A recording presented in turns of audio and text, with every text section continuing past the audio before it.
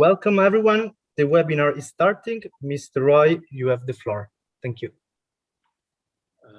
Thank you very much, Lorenzo.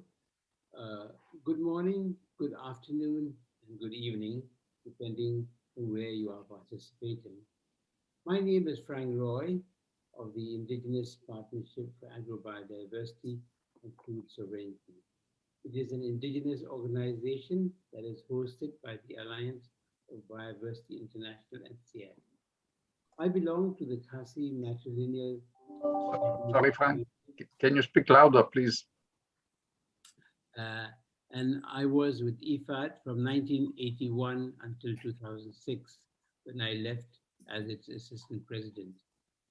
Let me start by thanking you all for attending this webinar on Indigenous Peoples Agency to contribute to Action Track 3, Boost Nature Positive Production, and Action Track 4, Equitable Livelihoods, Game-Changing Initiatives, a side event of the UN Permanent Forum for Indigenous Issues that is being organized by the World Food Programme, FAO and IFAD. Before we continue, I want to thank World Food Programme who took the lead to organize this event, and with the support of the other Rome-based agencies and the leads of Action Track 3 and 4. The event will be for 2 hours, and it will be divided into 4 panels. After the first 3 panels, we will be answering questions for approximately 20 minutes. Kindly be aware that we may not be able to answer all the questions due to time constraint. We will, however, note all of them and take them into account as we move forward as a group. Coming to a few ground rules. For the panelists, first of all, I want to thank you very much for being with us and for taking the time. I would like to kindly ask you to mute your microphone during the event and only unmute it for your intervention. Please also turn on your cameras when you're speaking. Given the number of interesting speakers that we have today, we would appreciate very much if you can speak to your time slots so that we can enjoy everyone's presentation. To the attendees, it is great to have you here, and we hope that we will be able to contribute and that we will be able to get your insights into the themes that we are discussing today. Please use the question and answer box to pose any question to the panelists. It will be useful if you can let us know to whom the question is addressed. And also there's interpretation from French and Spanish to English. Indigenous peoples are always considered vulnerable, marginalized, and sufferers of historical injustices. This has been the narrative about Indigenous peoples. However, as the world is eager to shift to safe and nutritious food for all, as it wants to promote sustainable consumption and boost nature-based production, we as Indigenous peoples want to make the UN Food System Summit and the world to know that we have assets that can be game-changing solutions for our global food systems. After all, 80% of the remaining biodiversity of the world are in indigenous lands and territories, so crucial an instrument against climate change and the pandemic spread of zoonotic diseases. Our guiding values of consensus building, of caring and sharing are also critical for a world which wants to live in harmony with nature. We also think of future generations. We have given some of these ideas in our participation in Action Track 3 and 4 with the support of Rome-based agencies. We are very fortunate today that in our midst we have Jan Lucas Restrepo, the Director General of the Alliance of Biodiversity International and CX, and a representative of the Action Track 3. And we have with us also Joan Ekanove, the representative of Action Track 4. They will both tell us of how these Action Track groups have reviewed the game-changing solutions from the perspective of their work.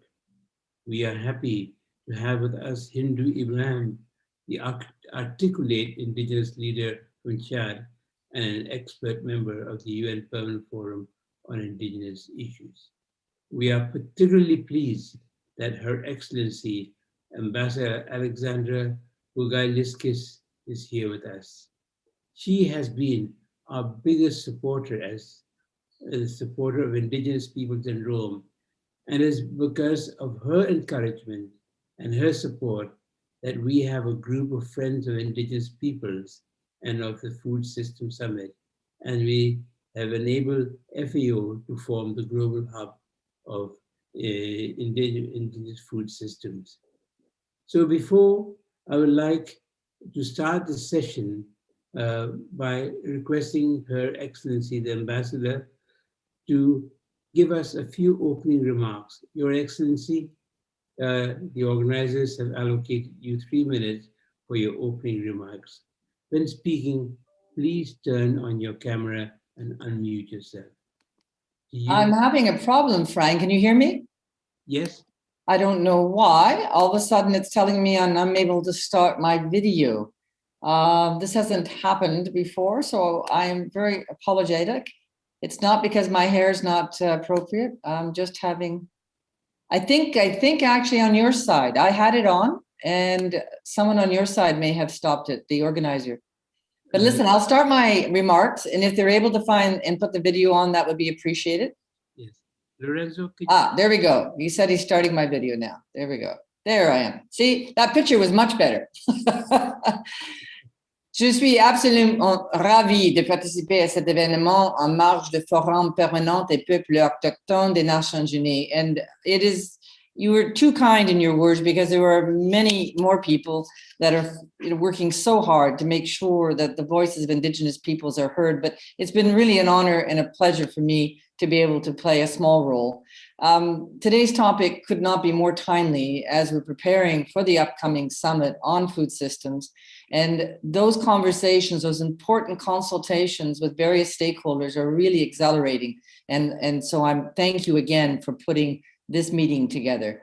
I'm so happy that the Rome-based agencies have been able to work together, and you really are seeing, I think, a significant change in the quality and the quantity of discussions that are taking place. As co-convener of the group of friends to the Food System Summit, we're also actively advocating for the enhanced participation of Indigenous peoples in UN meetings, and most immediately, of course, the UN Food System Summit. And as I said, today is a great opportunity to really have an opportunity to bring greater profile to the game-changing solutions that are being developed for the summit. As those first wave of propositions are being discussed, we're pleased to see already several propositions related to Indigenous peoples and Indigenous food systems, including climate change and biodiversity, are on the table. And I look forward to hearing more about them today. We recognize and seek to promote, not only the traditional knowledge of Indigenous people, but their role, of course, as agents of change and as innovators. And as part of our preparations for the UN food systems, we're pleased that we've finally been able to nominate our national convener, and there will be a number of national dialogues taking place that will, of course, include dialogues amongst Indigenous peoples and organizations. And also, I have to note the FAO and thank them for the new scientific group which has initiated the White or the WIPLA paper on Indigenous peoples' food systems, which the Global Hub on Indigenous Food Systems helped to facilitate. I want to just take a few moments, just one minute really, to talk about what we're doing in Canada. We are working very hard to support new models for Indigenous research and research training. And these, I'm happy to tell you, are being co-developed with Indigenous communities, collectives, and organizations, as well as researchers and academics. And most importantly, they're being guided by those 4 important principles of self-determination, decolonization of research, accountability, full respect for Indigenous ethics and protocols, and equitable access, very much actively seeking to support Indigenous students. We also recognize the incredible impact that COVID-19 is having with regards to food security. And there have been special measures that have been taken to really try to address the historical injustices and equities are unfortunately resulting in much higher levels of food insecurity. In last week's budget, $1.2 billion was announced by the Canadian government to help with the COVID response. And just a little piece of good news. It's hard in the middle of a storm like this, but I have to say the vaccination campaigns are moving very quickly in Indigenous communities. More than 60% are now vaccinated, and we are seeing a huge reduction in infection rates. So as we move towards the 2021 UN Food Systems Summit, it's crucial for Indigenous leaders to be at that table to share their holistic approach to food systems and convey their perspectives at the global, regional, and national levels. I'm hoping that we can seize the opportunities that the summit will provide to learn from Indigenous peoples' knowledge and practices to build more sustainable food systems. And let's just not forget that the summit is not the end, but the beginning point for game-changing actions that we will need to vigorously implement. So thank you again for inviting me. Looking forward to hearing. Thank you very much for that. And for those very kind words. And it's good to know and hear what you have done in Canada for Indigenous peoples and for bringing new models of research. We will discuss this as we go on. Thank you very much for that.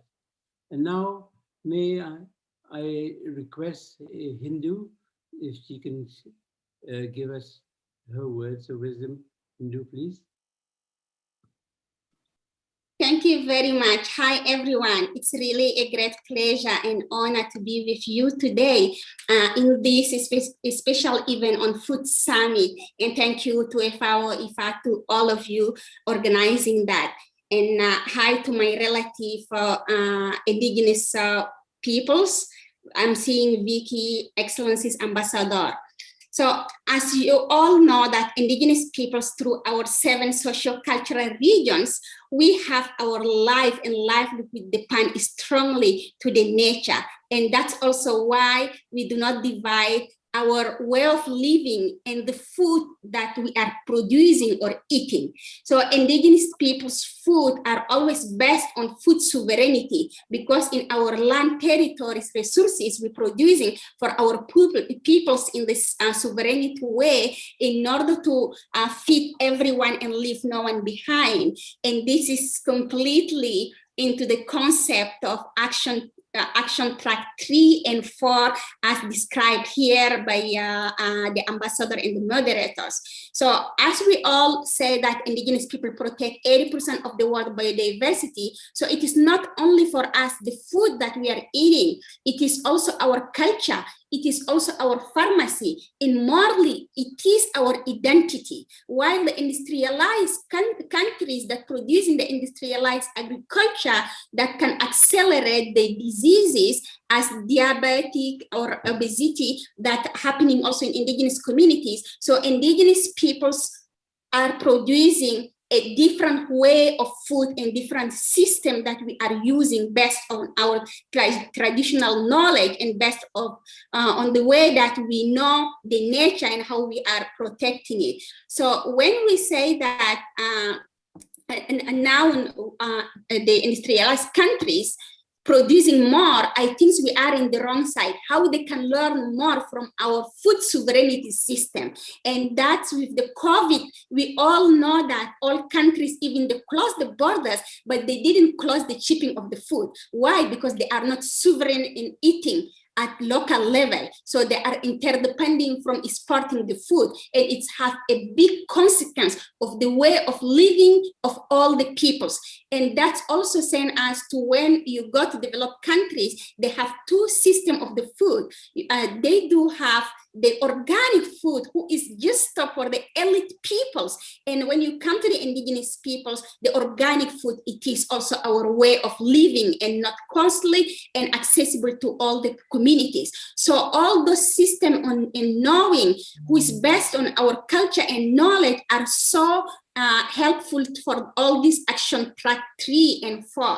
So for indigenous peoples producing the food respecting the nature, because it's our identity, I give you the example of my communities, when they call us the Mbororo, so many people think like Mbororo is just like coming from a names like this, but Mbororo is coming from our own cattle. Our cattle is called Mbororoji. And we are named after our cattle. So how our identity with the food is so interlinked.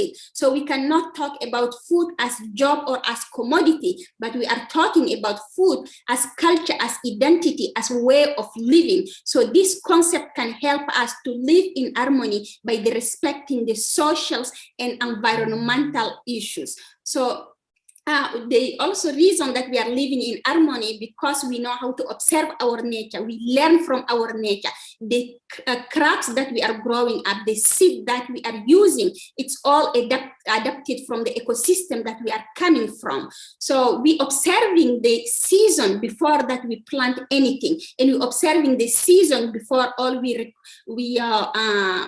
how to say récolter. So we take all the food that we produce also.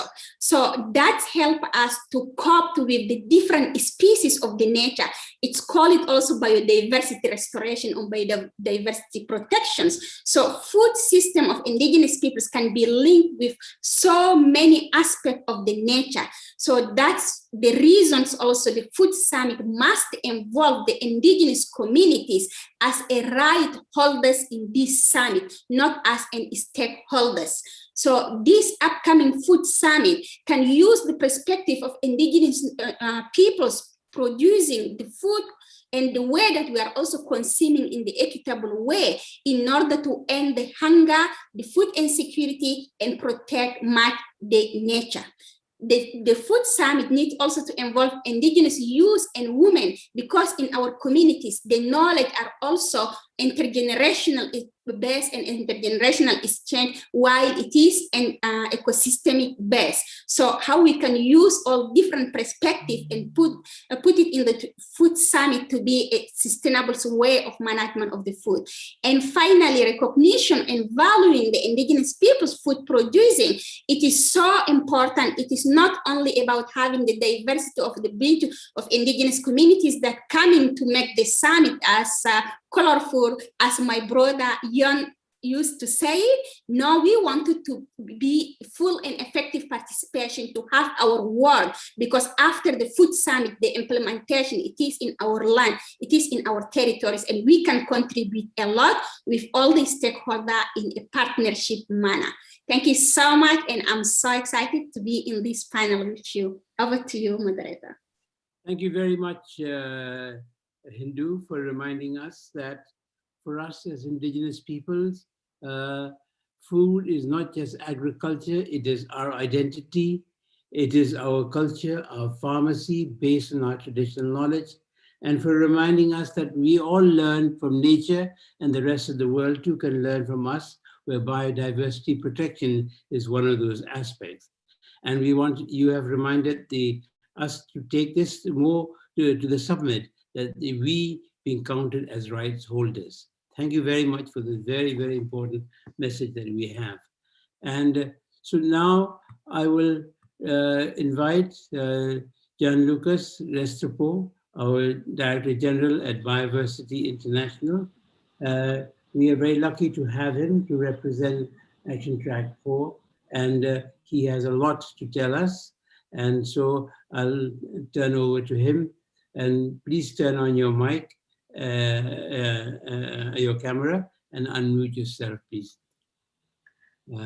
Thank you, Frank. It was great to listen in your introduction how you've been related to the work of Biodiversity International in the past, now integrating into a larger one, CGIAR. A very warm welcome to all of you on behalf of our Action Track 3. We are delighted to be here to have this exchange with you. And of course, a very special thanks to the UN Permanent Forum on Indigenous Issues for also opening this space. I would like to start by saying that Indigenous peoples are uniquely poised. We already heard this early on this workshop, to play a central role in the UNFSS and beyond as fundamental agents of change in the transition towards sustainable food systems. As you may know already, the UN Food System Summit is organized in 5 interdependent action tracks that work with each other to break down silos and ensure a truly integrated approach. Action Track 1 relates to ensuring access to safe and nutritious food for all. Action Track 2 to shifting to sustainable consumption patterns. Action Track 4 to advancing equitable livelihoods. Action Track 5 to building resilience to vulnerabilities, shocks, and stresses. And Action Track 3, which I'm representing today. And greetings from Joao, our Action Track 3 lead, by the way. We focus on boosting nature-positive production systems at scale to meet the fundamental human right to healthy and nutritious food while operating within planetary boundaries. We have 3 action areas within our action track to help us achieve this goal and meet the SDGs. And these are protect, manage, and restore. And by protect, we mean protecting natural ecosystems from conversion for food and feed production, basically safeguarding and avoiding further conversion into food and feed production of the remaining natural landscape. We also heard about this earlier in this conversation. The second one is manage sustainably existing food production systems in land and water for the benefit of nature and people. And we here need to acknowledge that one size does not fit all, and that digital, regenerative, agroecological, traditional, and indigenous knowledge all need to be brought into the picture. And this area of manage is the one that I currently co-lead. And the third one is restoring degraded ecosystems and rehabilitate soil function for sustainable food production. So it's about rehabilitating degraded and underperforming ecosystems, soils, freshwater bodies, as well as oceans, to provide ecosystem services to nature as well as to food production. So it's basically giving back to nature while still meeting the food system requirements of the society for the future. So we know Indigenous peoples have a long-standing history of leadership in these 3 action areas, drawing from their traditions and knowledge, from your traditions and knowledge. And the world could benefit from this deep well of wisdom, and in exercising this agency, Indigenous peoples can lead on scaling and boosting nature-positive production, for example, by continuing to prevent the conversion of forests and other natural habitats, thus reducing biodiversity loss and carbon dioxide emissions. So each action track, and as you will hear this from Juan as well, has been crowdsourcing ideas of game-changing solutions to transform food systems from multiple sources, including through events such as this one. Today, we can account for more than 1,200 ideas and solutions, many of these that have to do with Indigenous peoples' knowledge, traditions, and practices. We have already received a first wave in a public survey, and we are still open until the end of April on this a second wave to anyone who wishes to submit new ideas for the second wave. So again, I'm very happy to be here. Our main focus is to design and socialize these game-changing solutions to transform the food system. And by the summit in October, we don't just want a list of ideas, but we want stakeholders from across the food systems to have embraced these solutions and have clear roadmaps for implementation and measurable change. So today we are going to be sharing some of these game-changing solutions we have received But more importantly, we would like to hear from you about what we can learn from your organizations and communities. Frank, thanks a lot, and I'll hand it back to you to introduce the next panelist.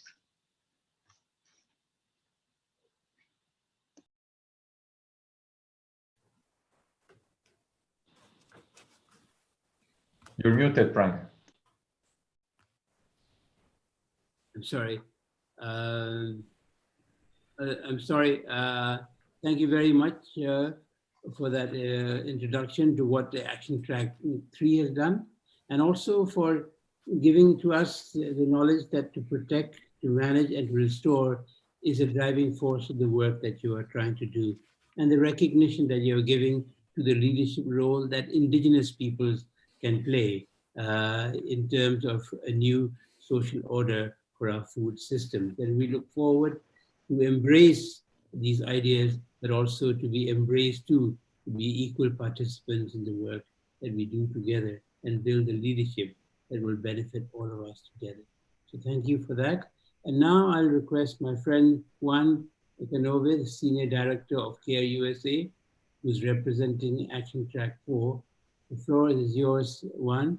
Please turn on your camera and unmute yourself. Thank you so much for Frank for the intro. Thank you to the organizers for this wonderful and timely consultation process, right? So let me start by saying that if we can move to the next slide, please. That Action Track 4 is basically a set on advancing equitable livelihoods, right? So the focus is on the livelihoods of people at the various points within the food system, from the small scale farmers to the retailers, and on the challenge of advancing equity through the system. And the core idea behind our action track is basically that inequality and power imbalance, or the lack of power by many people, including most of the indigenous peoples in the food systems, constrain them or enable them, not make them able to reduce poverty reduction and to seek for sustainable food systems and resilient and equitable livelihoods for everyone. Next slide, please. So the solutions or game changers that we have been working are all based on the rights of the individuals and the collectives and their desire to improve their welfare and livelihoods for all. And although small-scale farmer systems contribute to over half of the calories produced in the world, small-scale farmers, as well as indigenous peoples, are disproportionately represented among the number of the poor and the hungry, with indigenous peoples, women, and youth as those facing particularly vulnerable situations. Next one, please. This is the kind of framework, the theory of change that we have put together in the action track to try to plan our work as we seek for game changers and solutions. So the key piece here is agency, right? So the notion that advancing equitable livelihoods requires building the agency of those people in diverse food systems that actually lack the space or the enable environment in which to exercise their power and their rights, including the indigenous peoples. And this also implies protecting and strengthening the capacities and the knowledge, and indigenous knowledge is fundamental in this sense, as well as the resilience and innovation that they possess. So agency is key, but also changing power relations in food systems, it's critical. And this requires changing both formal spheres like market negotiations, group membership, etc., and non-formal spheres.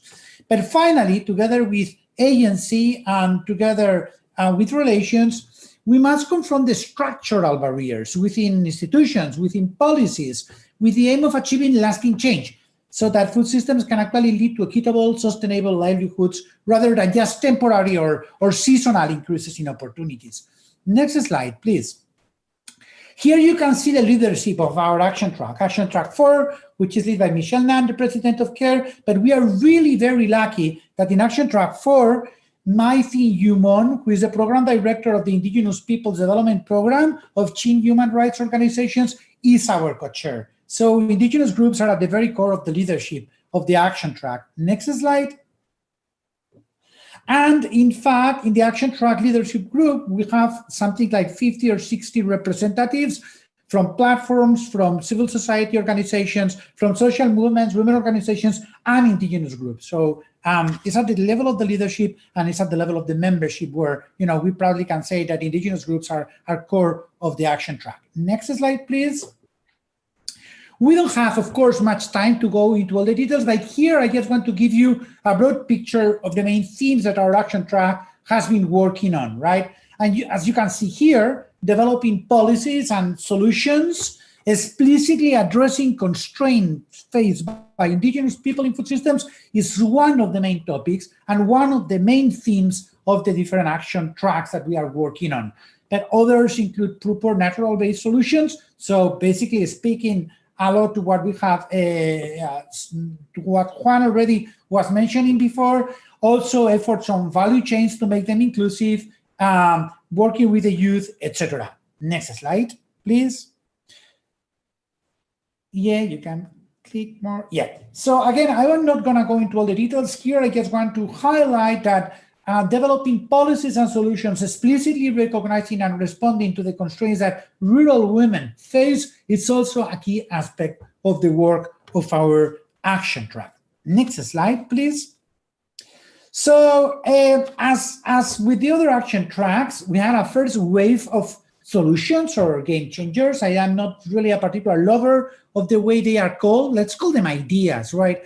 And so far, in the first wave, we have been working around 20 ideas. And you can see them grouping these three areas that basically reflect what we saw before. So they are around agency, many of them, but also about relations and structures. And again, I will not go into all the details. We will share this presentation with all of you, right? And now we are working in the second wave of solutions. We are trying to fill the gaps. We are trying to see where there are overlaps with other action tracks or where we have to seek for synergies. And in that sense, dialogue like the one today between two different action tracks is really very important to do that exercise of breaking the silos between action tracks much further. Next slide. This is my last and final slide, but I think it's a very important one, so I will dedicate a little bit more time on it, because it's just one example of one of these ideas or solutions, but one very much focused on indigenous peoples. So this particular example of a game changer proposed by Action Track 4 directly focused on the topic of today's workshop. And it's basically like the idea of an innovative and catalytic indigenous peoples-run trust to support the leadership capacity of indigenous youth to develop collaborative and inclusive research and learning platforms for indigenous peoples to protect indigenous people food systems and to promote their territorial and land rights, and also to support their customary institutions and their governance, and to improve equity by reducing these asymmetries of power that I was referring to at the beginning of my presentation. So it's an innovative solution that will support these platforms and will promote coalition, transmission, and continuous refinement, I will say, of indigenous people's knowledge related to their food systems, which is so critical to ensure ecological considerations and to counterbalance climate change and protect biodiversity, as the other speakers mentioned before. So with this concrete example, I'm going to stop here. Thank you very much for your attention. I regret to say that I will have to leave you because in parallel as we are having this dialogue today, it's also taking place one of the open consultations of the Action Track 4. So I will have to join that one, but other members of the Action Track will stay with you till the completion of today's dialogue. So thank you so much. Thank you very much, Juan, for that presentation.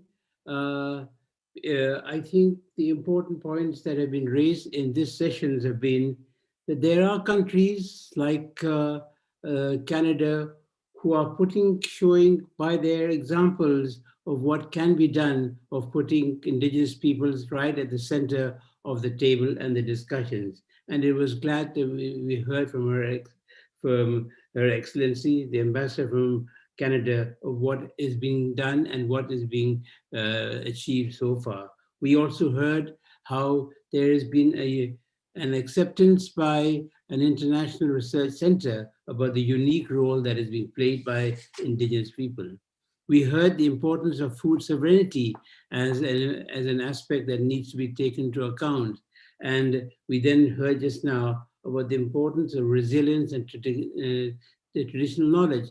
But for that, we need to ensure that their power relations are reviewed and that we take into account policies and women as we try to build agency, as we try to transform transfer structures, and as we try to change relationships. And we ended by saying with an innovative idea that maybe having these ideas is great, but having a mechanism and a solution is important. And that's the Indigenous Peoples-led Trust Fund, which has been highlighted by Juan.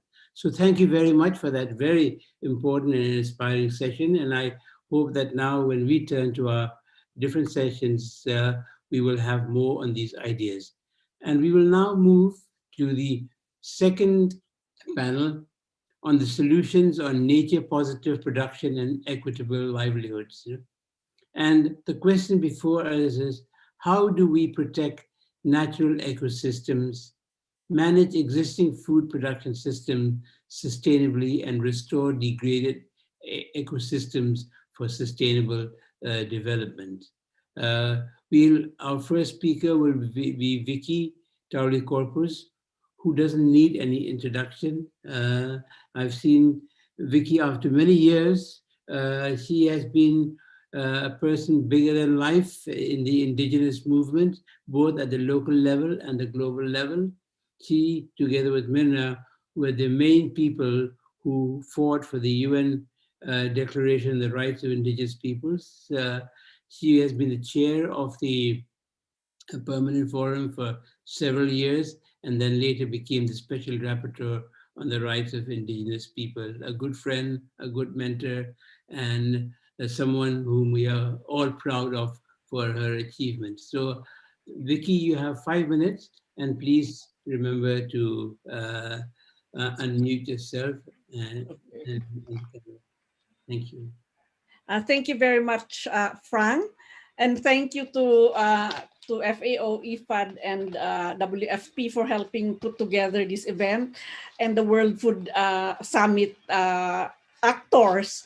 I'm quite excited about what this World Food Summit is going to bring about, and participating in some of the action tracks, as well as listening to what has been said by the colleagues earlier.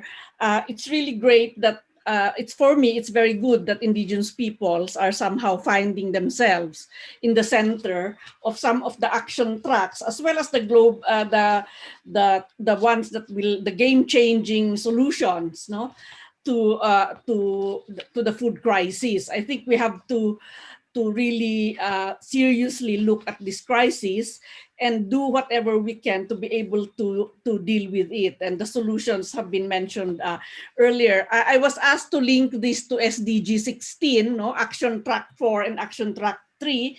How does this link with the Sustainable Development Goal number 16, which is about strengthening institutions, ensuring justice and peace, no? And as the UN Special Rapporteur on Indigenous Peoples' Rights, I focus a lot of my work on talking with people who are who have autonomous governments, you know, self-governance systems which are in place, because I was very much interested to know how are they dealing with the multifarious problems of Indigenous peoples at the municipality or even at the sub-municipality level where they have declared autonomy, no? And I have seen in several countries, whether this is in Mexico, even in Ecuador, in Colombia, and even some parts of Asia, I have seen that when in countries where Indigenous peoples' governance systems are in place and they have asserted and they have, to a certain degree, they got the governments to recognize these governance systems, the indicators in terms of well-being, in terms of peace and justice, and in terms of food security are very good.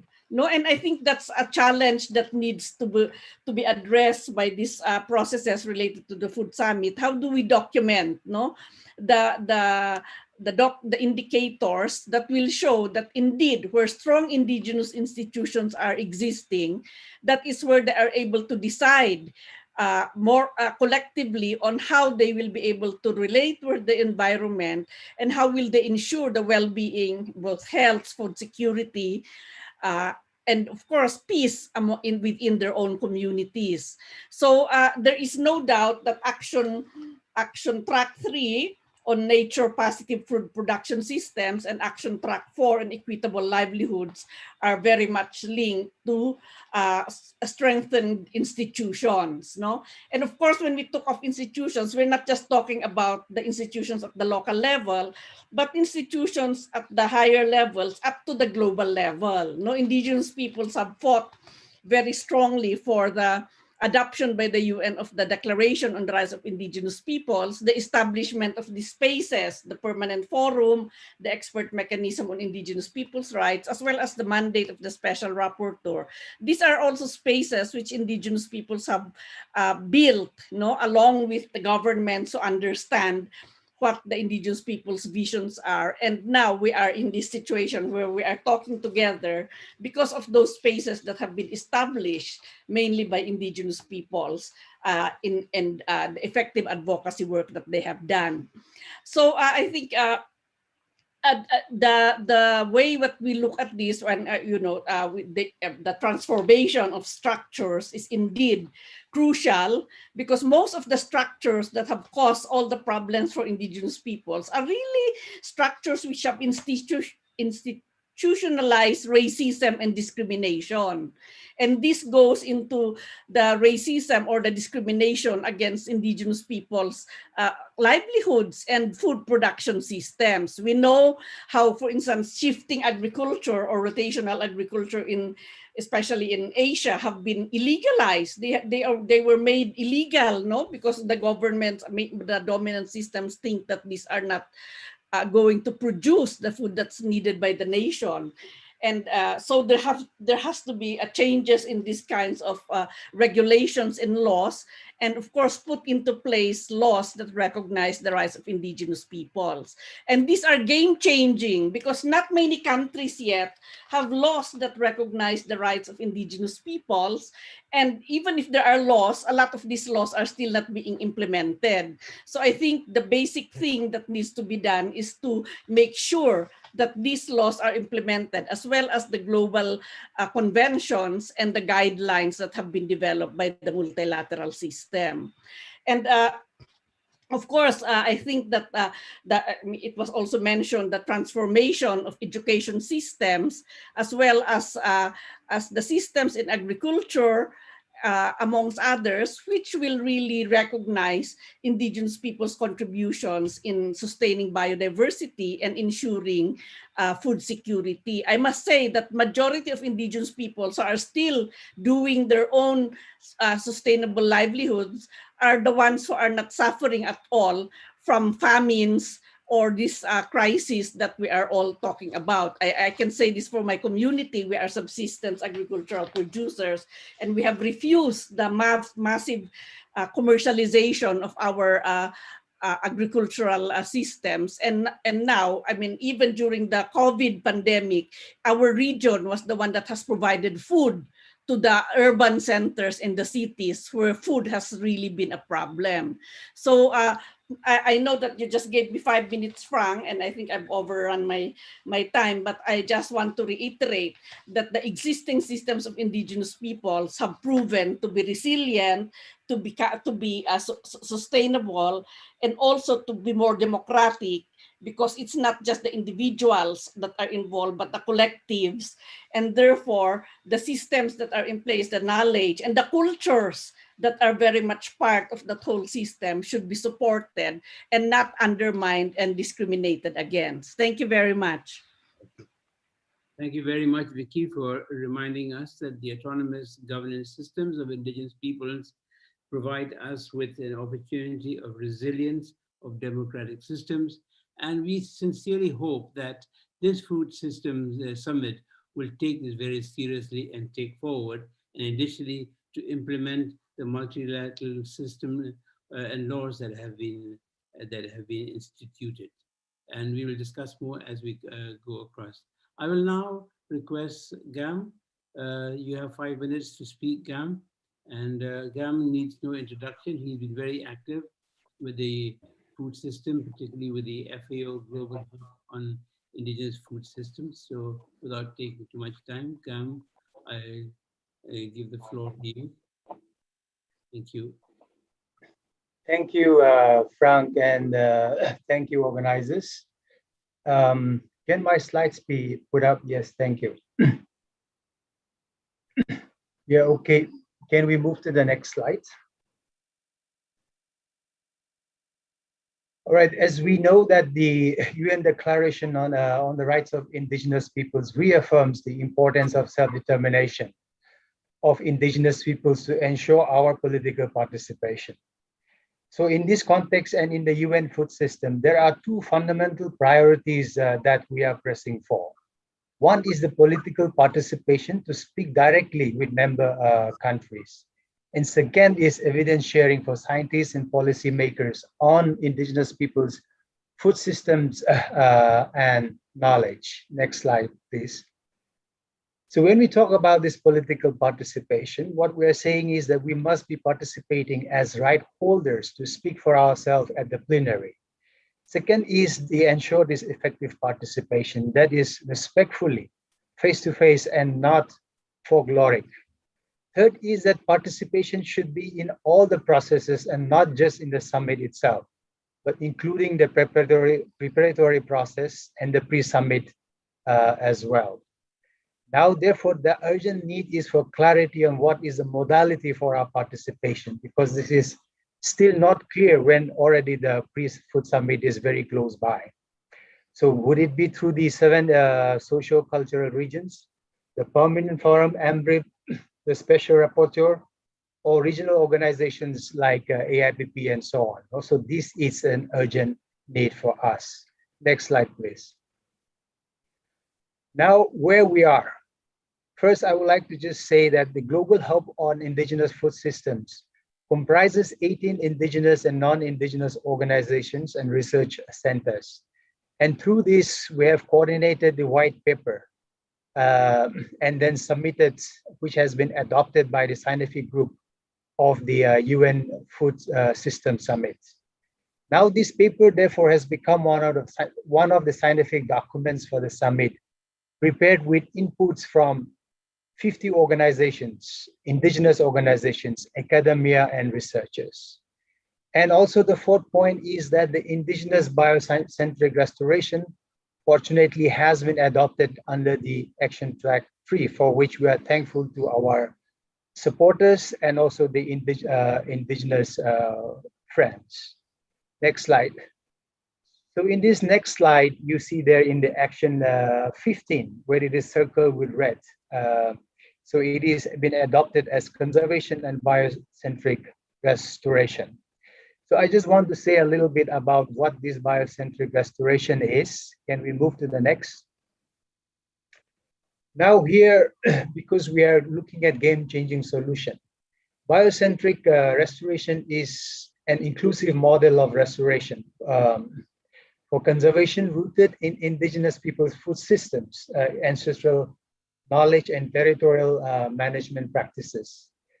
This is a response to the need for new models of conservation that can strengthen global efforts to conserve biodiversity while protecting Indigenous people's rights as well. So for example, FAO and AIPP, through its network on Indigenous knowledge and peoples, has been implementing a project in Thailand to preserve and restore degraded pockets of land in Indigenous peoples' territories under the leadership of Indigenous peoples. Next, please. Now, in this restoration, what we're looking at is Indigenous knowledge and wisdom as integrated and in a holistic manner. This is because beauty, values, and ethics matters in the application of knowledge. For example, nuclear science is a hard science and can be very useful, but it can also be very detrimental and even dangerous if the application is not appropriate. Next slide. So in this picture, the first one that you see is the indigenous youth learning about the knowledge about their relationship that they share with non-human nature, that is with the environment. In the second picture, what you see is this youth again learning about the indigenous food system, how to restore, preserve, etc. So essential point here in this restoration is that a culture of restoration and harmony is needed if we're looking at long-term solutions, and I don't think we have any other option. And when we look at this, the social ecological system of indigenous peoples and our culture offers as a building block, and that is why it is so essential that our knowledge and our identity are recognized in this food system process. Next slide, please. Now I'm coming towards the end, but as I said, I'm reiterating it here again. The problem that we're having till today is that we have no information about the status of our participation, whether it is about the pre-summit in July or the summit itself in October. And this is spreading a lot of resentment within indigenous peoples across the globe. And therefore, it is coming to a situation where we may have to take a final position with regard to the summit itself. And that is why this issue of participation has become so crucial and important. And the last slide, please. Now here, as a global hub, what we're insisting is about co-creation of knowledge between indigenous peoples and mainstream science and institutions for genuine partnership as the way forward, so that we all can participate, and indigenous peoples are also effectively participating as agents in the game-changing solution which the global community needs today. So thank you very much, Frank. I'll stop here.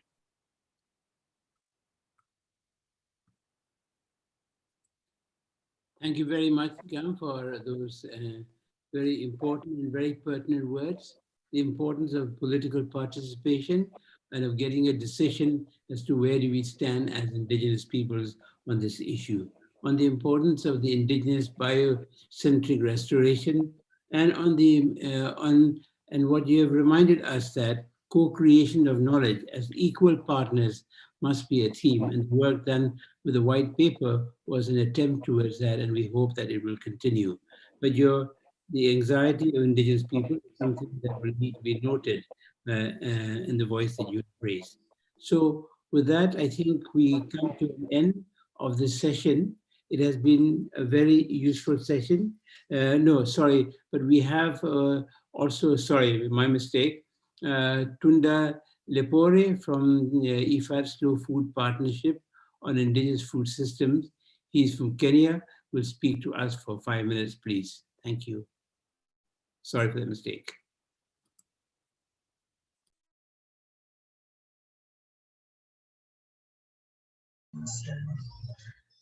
I'm sorry, guys, my light has gone. Oh, goodness, I'm in darkness now. Good afternoon and good evening to you all, and morning from wherever you're listening me from. My name is Tunda. I am a member of the advisory board of Slow Food, and I'll take you through some of the best practices that we employed through the grant that we received from IFAD as Slow Food. And I know in 2017, after several years of partnership with IFAD, Slow Food, on the theme related to security and indigenous people and youth, IFAD approved a very large grant entitled Empowering Indigenous Youth and Their Communities to Defend and Promote Their Food Heritage. And this was to be implemented by Slow Food. The projects supported a total of 5 existing and 5 new presidiums. And just to take you through what a presidium is a project that involves small-scale producers, and usually it starts by nomination of the product to the arc of test, Then, and these products are products that are at risk of disappearing. We had 8 projects in Latin America and the Caribbean, and 2 in East Africa. And one of them I'm involved in. This project is the Red Maasai Ship Presidium. And this project, I usually say, and will allow me to say this again, that is a project that is very close to my heart because the Red Maasai Ship represent my identity, and also we use the Red Maasai Ship in our cultural functions and rituals. So it's a very unique ship that is resistant to parasites, ticks, the blue tongue virus, and its ability to survive in harsh climatic conditions makes it very ideal and in the effort to ensure food security among my people. So it was a very ideal project for us to pursue. And I'm very grateful that IFAD supported this venture. And its overall goal was to conserve and promote the Red Maasai ship and rearing as a traditional indigenous people practice that makes it viable for economic boosting of my community and also as indigenous youths. It helps us to continue our culture and to spread the culture of the Maasais, and also to continue having that identity as the Maasais. So, and there was also a very unique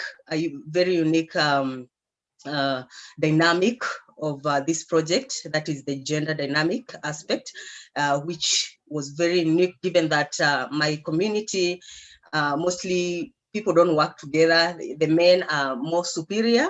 So we see most projects are spearheaded by men, but in this particular project, everyone was involved. The men are involved, the women are involved, and the youths are involved. So I call it a safe space for all of us in the community, and especially for the youth and as a woman, as a Maasai woman.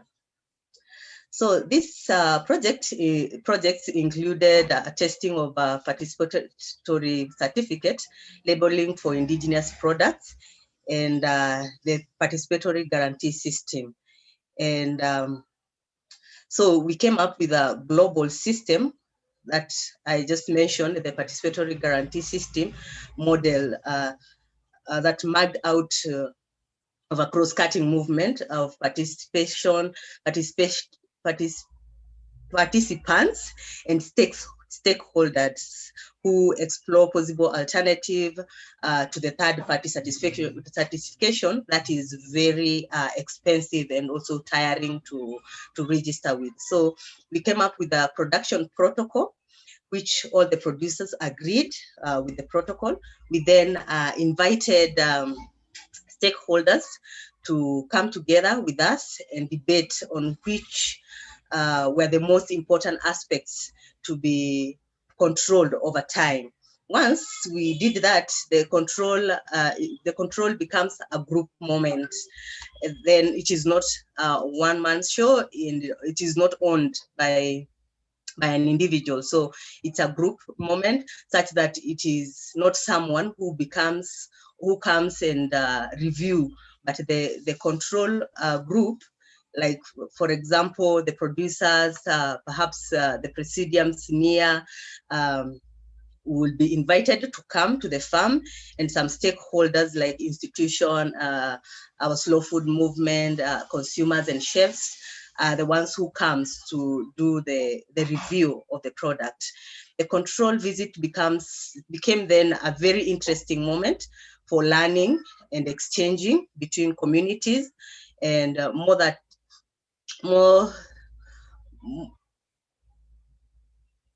than that, it became a way of people who are able to move out of their community to do the field visit, and an opportunity for more controls to become a learning exchange, where one producer gets an opportunity to share their challenges and the challenges they are facing, and how the other producers are overcoming or preventing those challenges. So more communities are therefore going out of their own communities and keep on the learning and improve their products.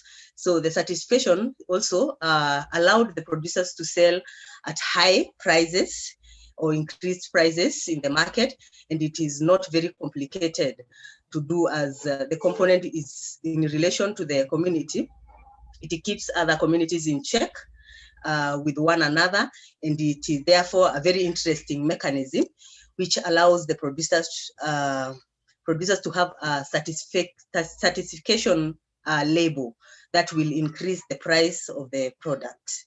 On the other hand, it also helps the community to ensure that they are producing high quality products, and they do not compromise on the quality of the products they are giving out to the consumer. So it's it is very interesting because it has continuous learning, and also it is cheap, and therefore when we look at it, there are a lot of positive things that can be picked from the PGS system, more of PGS model. The adoption of the PGS is more stringent. Health and food safety requirements would also respond to the new market needs and consumer demands, while also increasing food security at the local level. During this pandemic, over. So if you yes, can, please. Yeah, just let me summarize. Yeah, during these times where COVID is rampant, then people are very keen to make sure that they are getting a good quality food. So there were two main recommendations that came with this system, and one of them is the slow food PGS model could be used as a reference model to IFAD projects and aim at developing poor value chain for production originating from family farming and indigenous people, and enhance their integration in the local and national market. And lastly, IFAD might consider a closer integration of participants benefiting from its grant and loans in the same countries at facilitating the access of small-scale producers, organizations, and indigenous people organizations for microfinance services. So thank you very much. I want to thank also the organizers of this meeting today. Thank you so much. Back to you. Thank you very much, Sundar, for giving us the details of the mechanisms that have been introduced under this program, and for highlighting also the issue that in a program like women generally tend to be forgotten, but then you have included that in your program. So we've come to the end of this session, and the question that was posed to us was, how do we protect natural ecosystems? And I think the answer that Vicky gave to us was that, why don't you look at your autonomous governance systems, which are resilient, which are democratic, which have been quite successful in the midst of the problems, and which are often ignored. So if the Indigenous Food Summit, the Food System Summit is to go ahead, Vicky's recommendation is that please do look carefully and think about the autonomous governance systems. But in doing this, look at the institutions at the global level and the establishment of spaces and funding opportunities, the structures of institutionalized racism, and the need to implement laws better. GAM took that issue to a higher level and said that if you want to protect the natural ecosystem, it's good to handle at the autonomous system at the ground level, but you need also to ensure the political participation of indigenous peoples at the global level, such as the Food System Summit. And he felt that there was not much clearance as to how that participation would take place either in the July meeting or September. And he said that is something that is really irking a lot of indigenous peoples. He highlighted the indigenous biocentric restoration and the co-creation of knowledge, but knowledge is two as equal partners. And Tunda highlighted what are important, the practical aspects of getting on our food systems, where you look at mechanisms, where you look at schemes which have succeeded elsewhere like PGS, and building to make sure that gender dimension is not forgotten even in indigenous communities which are more egalitarian and caring. So thank you very much for that session, and thank you to you, Vicky, Gam, and Tunda for that. So we'll now move on to the third session, and this session is meant to be a session where we'll hear voices from the field, harnessing traditional knowledge, building agency, and sustainable models. We will start with Nancy Katonko, Governor of the province of Cotabato from the Philippines. Nancy, I know that you have a great dedication to the subject where you're speaking out. What we would like to hear from you is how can greater social cohesion, including indigenous peoples, contribute to food security? So over to you, Nancy.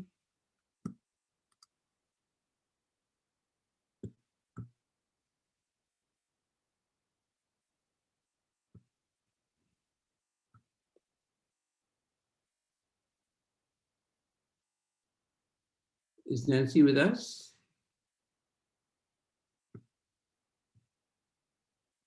Right.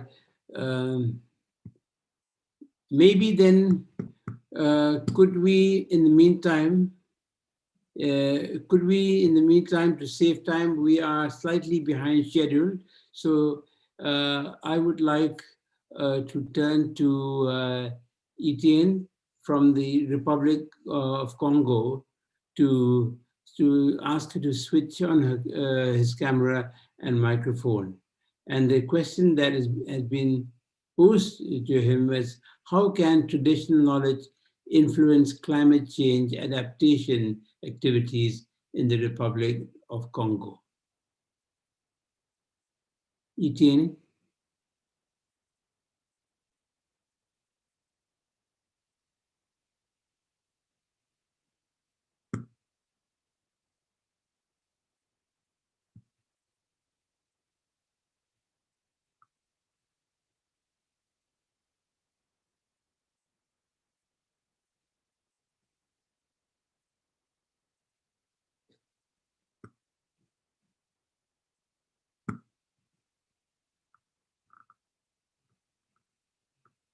Sorry.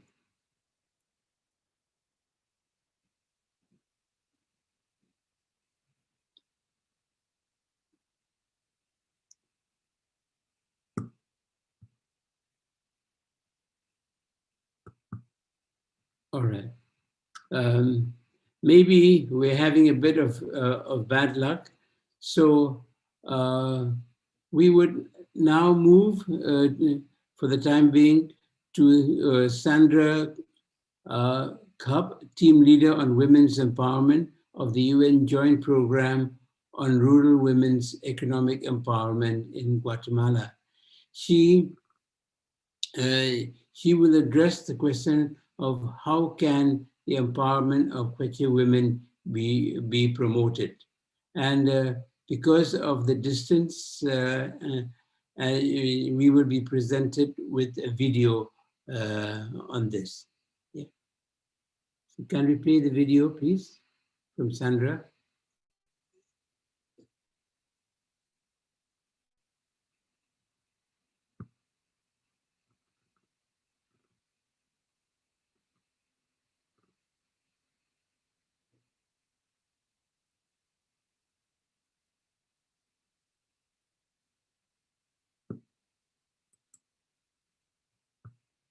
Tengo mi familia, tengo un hijo.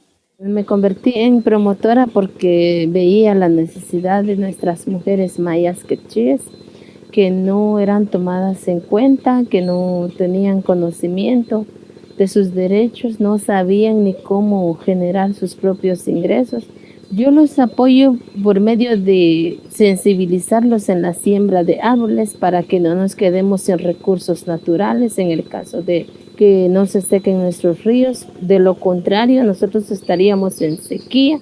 Nosotros como mujeres quechíes nos dedicamos más para curar a nuestros hijos o curar a nuestra familia con plantas medicinales, por ejemplo, la hoja de Santa María para la tos, para la bronquitis. También utilizamos la hoja de madre cacao. Asimismo, utilizamos la hoja de guayaba para el dolor de estómago y también el ajo. Dientes de ajo los usamos para tratar las lombrices y la bronquitis. Aquí en mi comunidad realizamos la preparación de comida en más hierbas del campo, chipilín, para hacerlos en chepitos, en masa, al igual que la hoja de macuy, para que nuestros niños también tengan los mejores nutrientes de lo que se consume a diario.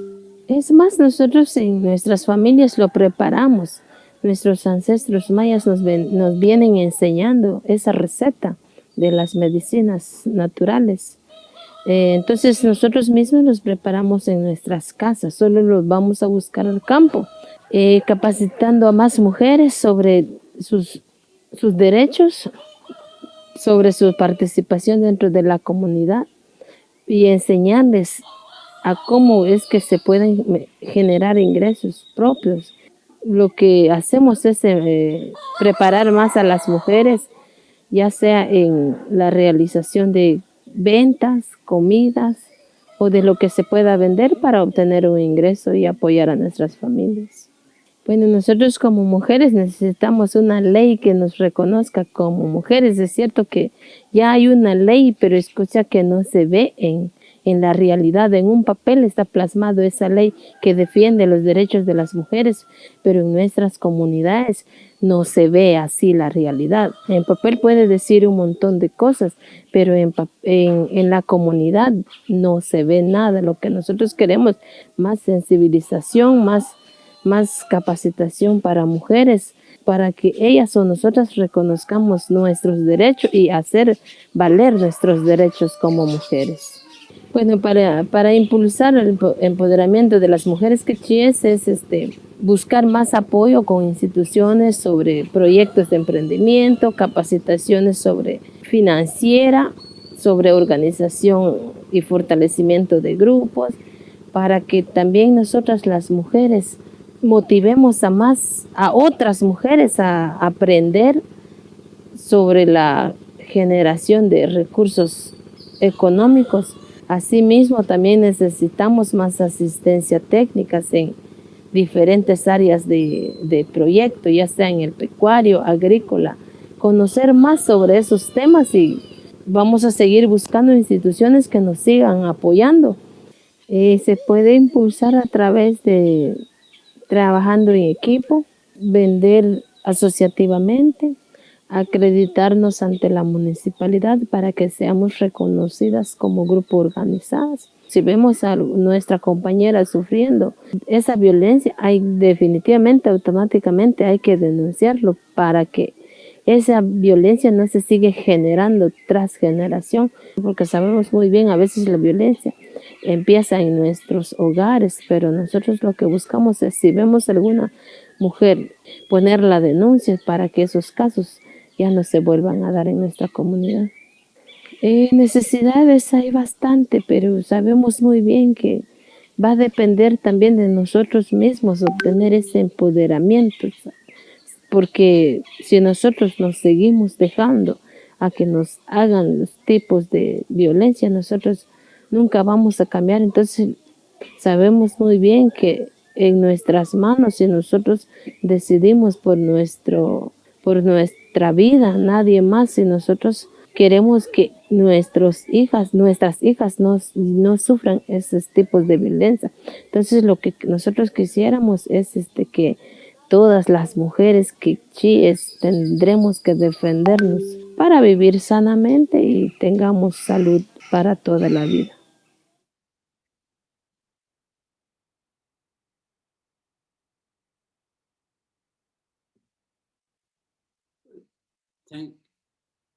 Thank you very much for that very powerful presentation given to us from Guatemala by Sandra. And I will now request Willie Kokolo, Regional Program Officer of the Central and East Africa at Search for Common Ground from Congo. Thank you for joining us.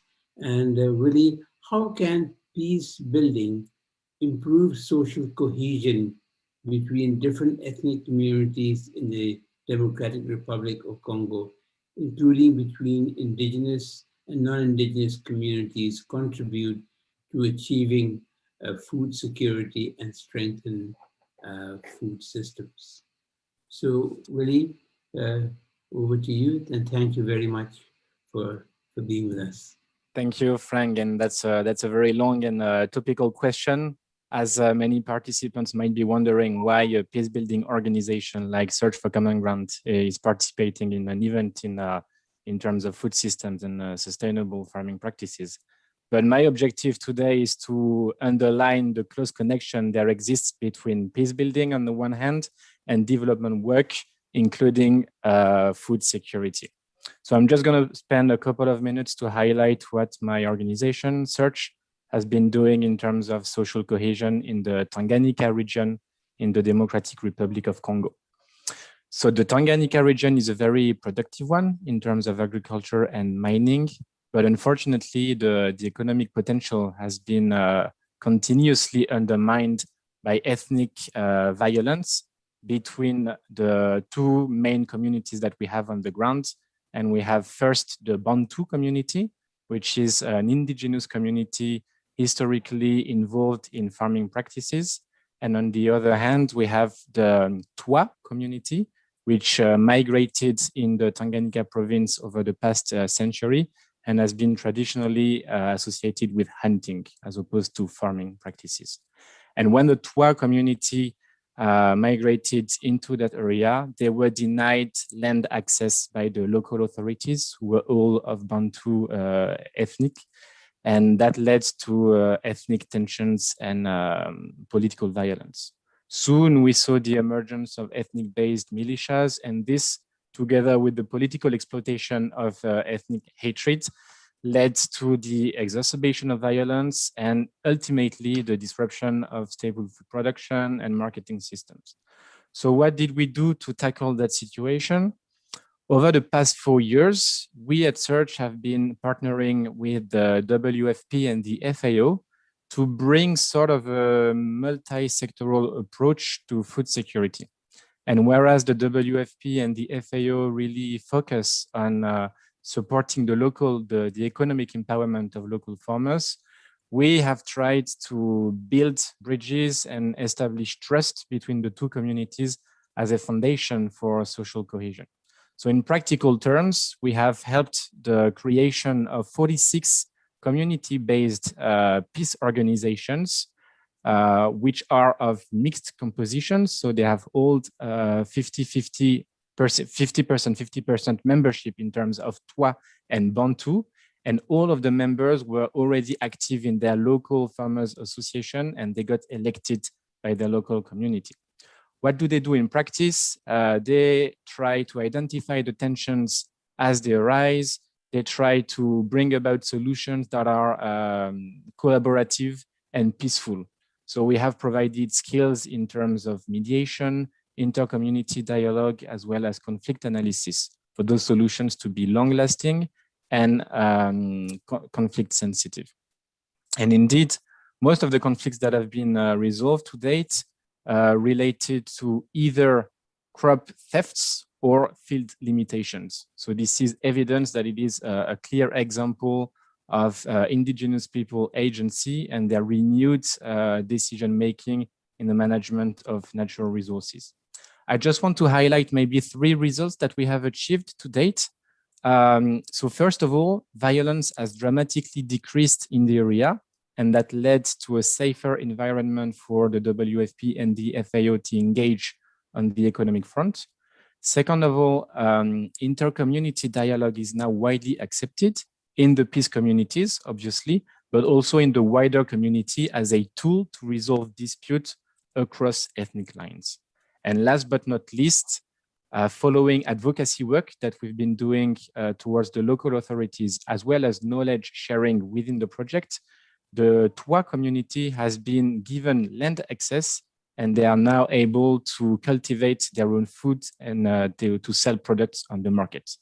So I'm just going to stop here. I think it's 5 minutes already, but I'm happy to take questions afterwards. Thank you very much.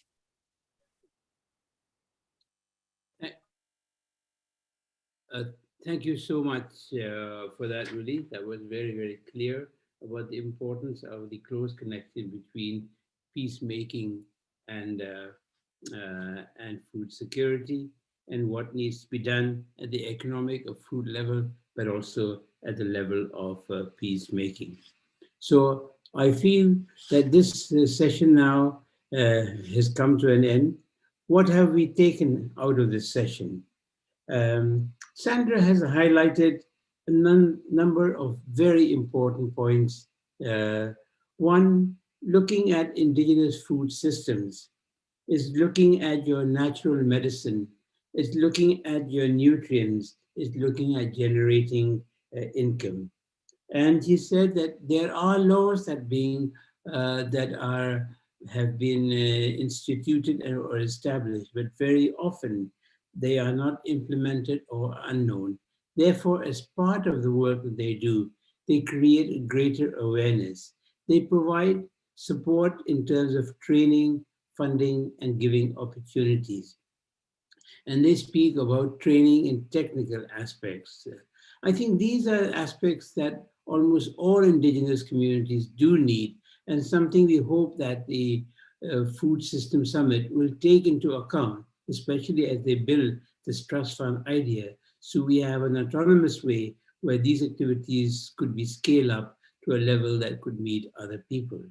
She highlighted a very important point that is often not spoken about in the cases of violence and the desire of the communities that they may not be repeated over generations. So therefore, the need to take action, not to allow people to harm them, and that onus is on the people themselves. So she ended by saying it's very much in their hands as women to be able, so therefore the empowerment process was extremely important.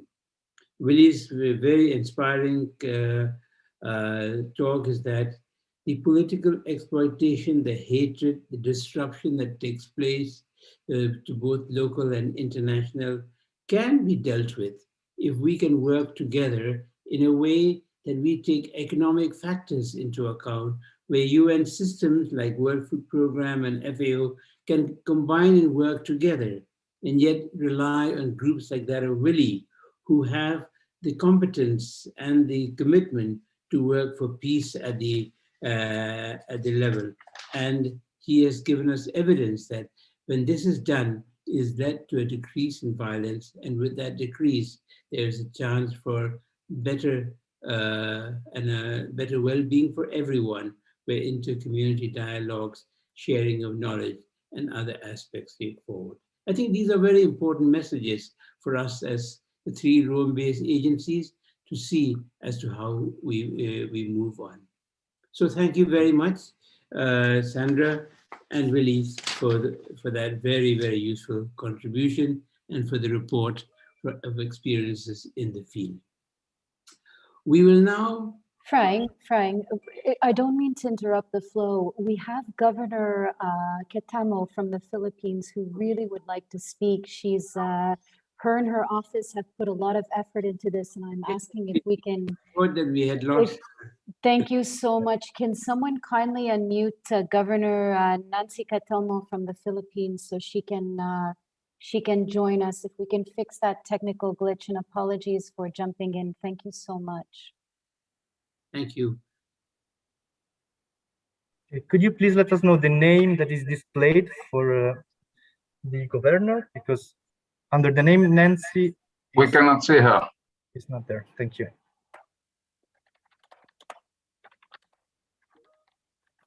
We cannot see Etienne either.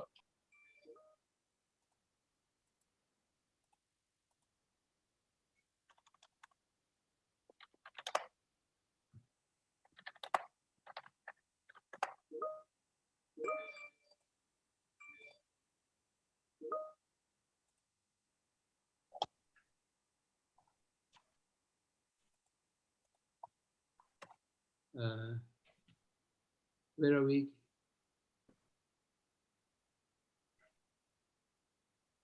We are just double checking whether they are connected or not, because they don't look in the list. Yeah, unfortunately, they say they're connected, but I see Governor Katamo. Thank you so much, Frank and Mattia. Apologies for the intervention. Thank you. No problem. Okay, hello. Hello, can you hear me? Yes, please. Okay, thank you, Mr. Moderator, Mr. Hang Roy. Now, in my province, in Cotabato alone, there are ancestral domains covering about thousands of hectares belonging to 6 indigenous communities. While some of the ancestral domains areas have been the site of extractive activities that brought a change in the life and ways and the environment of indigenous communities, there remains ancestral domains whose areas remain rich in biodiversity and can provide potential and diverse opportunities to support food security in the province and beyond. This potential opportunity of providing food for all should be harmonized with the way our indigenous communities revere their lands. We must understand the indigenous concept of ownership recognizes their lands and resources from the material basis of their cultural integrity. This is an important, if not a critical element, when we aspire for inclusivity of indigenous peoples and their domains to help address food security. To borrow some words from Makliing Dulag, a prominent chieftain from the Butbut tribe of the Kalinga province in northern Philippines, who was martyred in the 1980s because he stood firm against the building of a dam running through their ancestral lands. He said, "How can we say we own the land? How can we own something that will outlive us? Truly, it is not we who own the land, rather, it is the land which owns us." Because of this, they protect the environment and ecosystems that directly contribute to the productivity of the land. High-yielding land has a direct effect on the food stocks and its accessibility. I'd like to share 2 of our projects which illustrate this. In my province of Cotabato, we have a population of 1.37 million, and out of this, 12.5% of, or 170,000 are members of the Manobo indigenous community, which are part of the 6 tribes in central Mindanao. One of the greatest asset of the Manobo is their ancestral domains covering 184,000 hectares.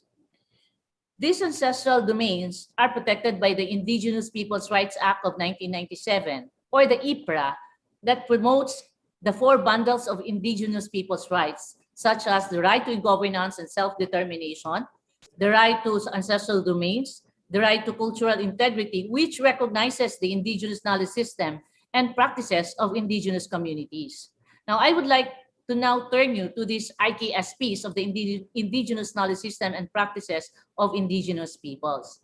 In 2013 to 2014, the World Food Program and the municipality of Arakan collaborated in the Sustainable Land Restoration Project or Land Utilization Program for Sustainable Livelihoods in Arakan, or LUPA.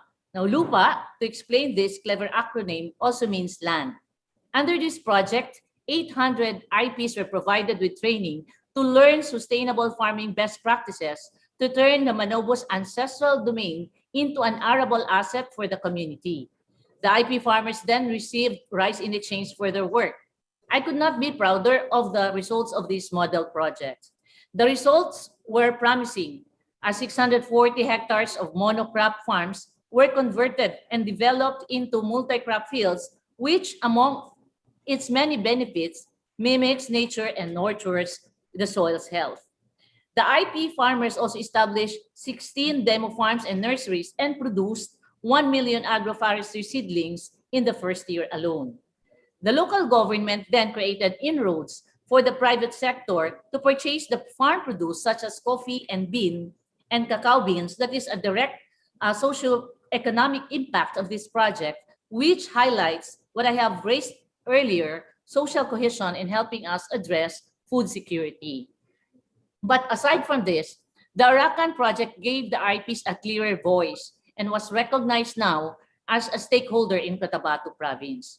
On the distributional element of social cohesion, there was an increase in access to basic services from the government, including increased access to market their products and buy commodities to diversify their dietary intake.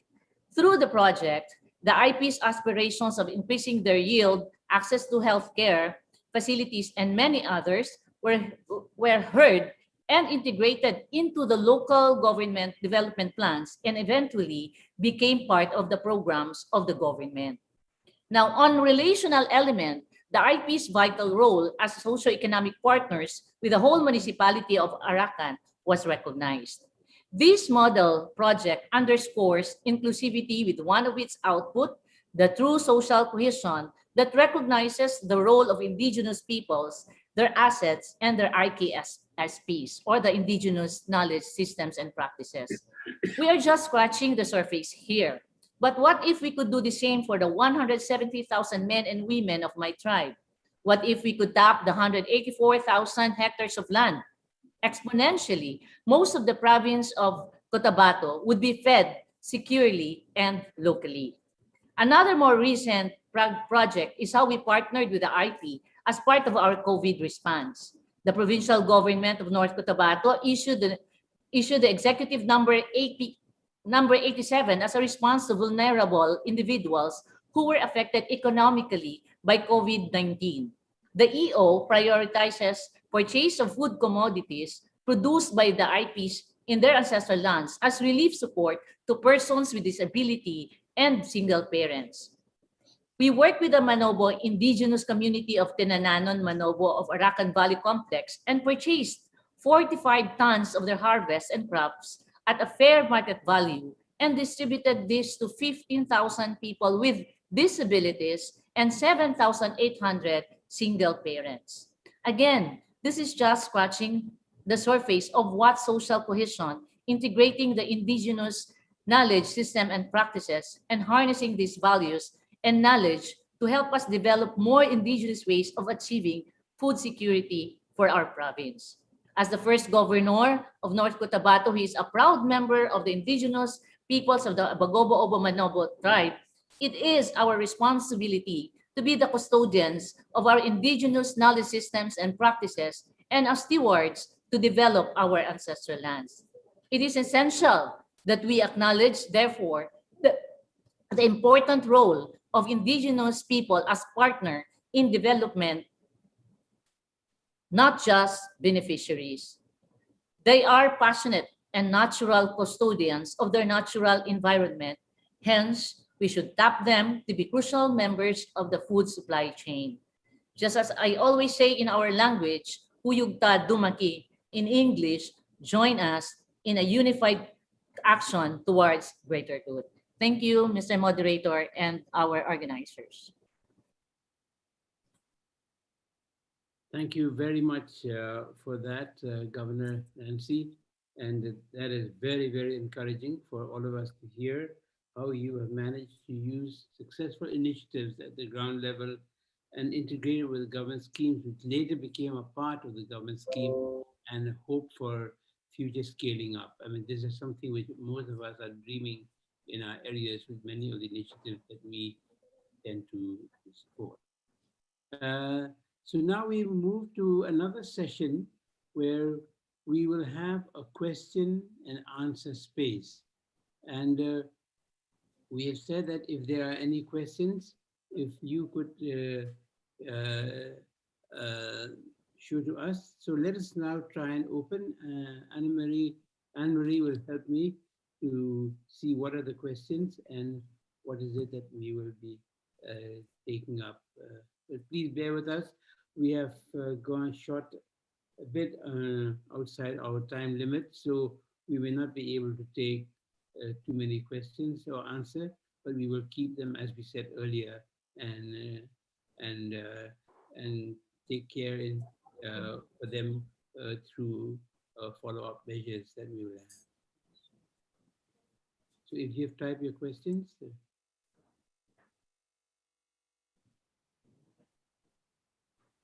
Ano yun?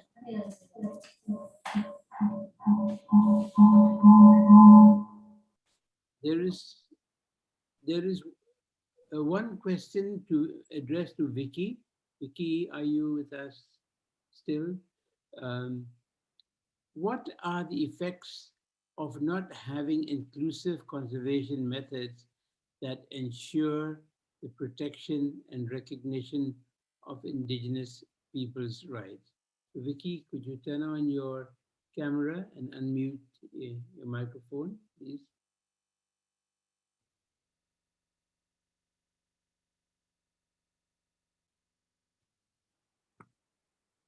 Is Vicky with us?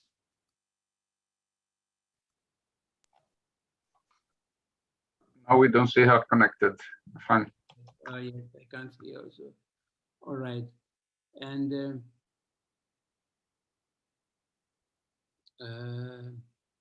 I think that's about, is there any other question that you see, Anne-Marie?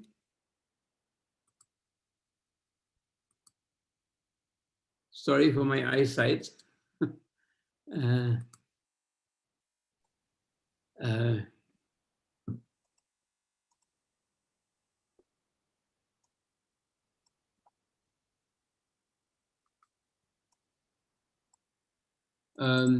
On the question that Vicky was asked, Gam, would you like to have a shot at it?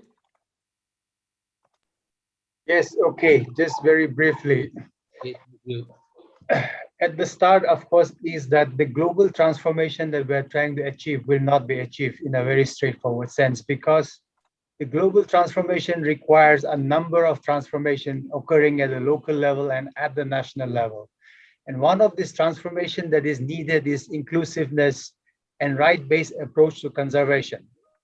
Because we are not looking at a conservation approach and solutions that is heavily militarized and policed, and that is totally undemocratic and non-transparent. That has been the crucial problem in terms of access to justice, conservation, corruption, etc. Now you name it. So this kind of transformation that is required really requires that there is a pluralistic approach. And then the fundamental approach is a right-based approach to conservation, so that there is a democratization of the systems that we're looking at. Otherwise, we are already tired here, like here in Asia, what we're seeing today is extreme authoritarianism that we are experiencing. So this can be in the field of conservation, this can be in the field of governance, etc. But all these things work together, and that is where the effects and consequences of this is very, very detrimental and horrendous. It can, I would actually say, and we have seen this during the COVID-19 itself, how the centralized system does not serve and operate at all. And we are in need of new vision and also approach that is social ecological systems, sustainable cultural systems, lifestyle systems to conservation and so on. And that is where inclusiveness and respecting other knowledge systems, worldview, etc., that richness is the one that can potentially provide as the solution. So if we don't do that, then we're also not looking for solutions. It's not going to be game changing, whether it is at the local or the global level. Yeah, thank you, Frank. Thank you very much for that answer, Gam, and for highlighting the issues. I don't see any other question anymore. Frank, there's another question. What are the effects of not having inclusive conservation methods that ensure the protection and recognition of Indigenous peoples' rights? Yeah, I thought. Exactly. And then there's another question. Can you explain further on how Indigenous food systems directly support biodiversity conservation? Who would like to take that on?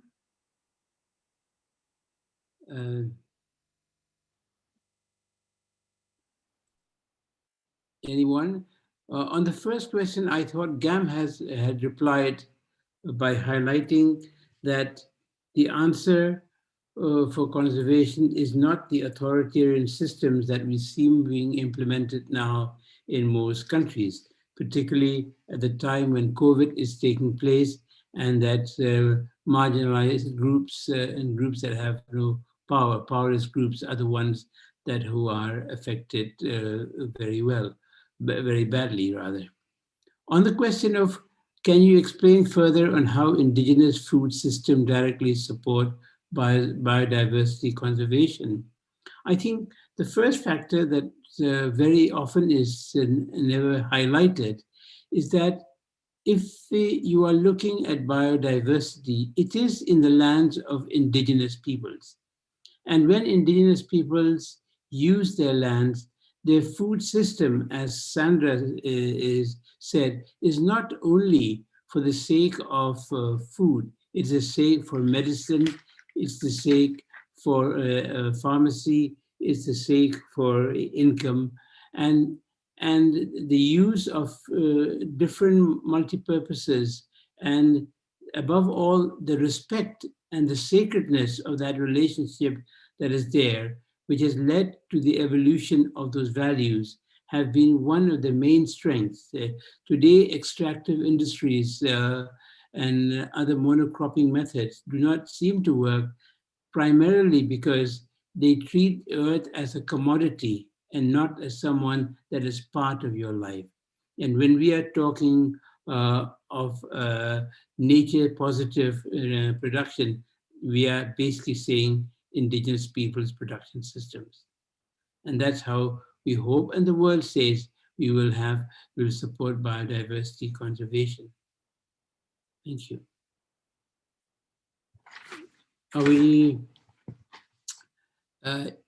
do we have anybody else coming now? I mean, is Etienne coming back, or have we been able to track it down? I'm sorry, it's not easy to moderate remotely. You're doing a great job, Frank. No worries. Perhaps we can continue with some more of the questions. Frank, Alejandro, Matea, go ahead, please. Can I chip in a little bit, Frank? Yes. Absolutely. And please read the questions, Matea, as they come in as well. Thank you so much. Yes, I would like to talk a little bit about this issue of conservation. And of course, conservation goes well beyond the seed systems or the seeds that make part of food production and cover all of biodiversity. But if we focus only on seed productions, and I'm looking back to an agreement I helped sign between my previous organization, that was the Colombian National Agricultural Research Institute, and the ONIC, that is the grouping of the indigenous communities of Colombia, my home country, that hosts a very large number of communities.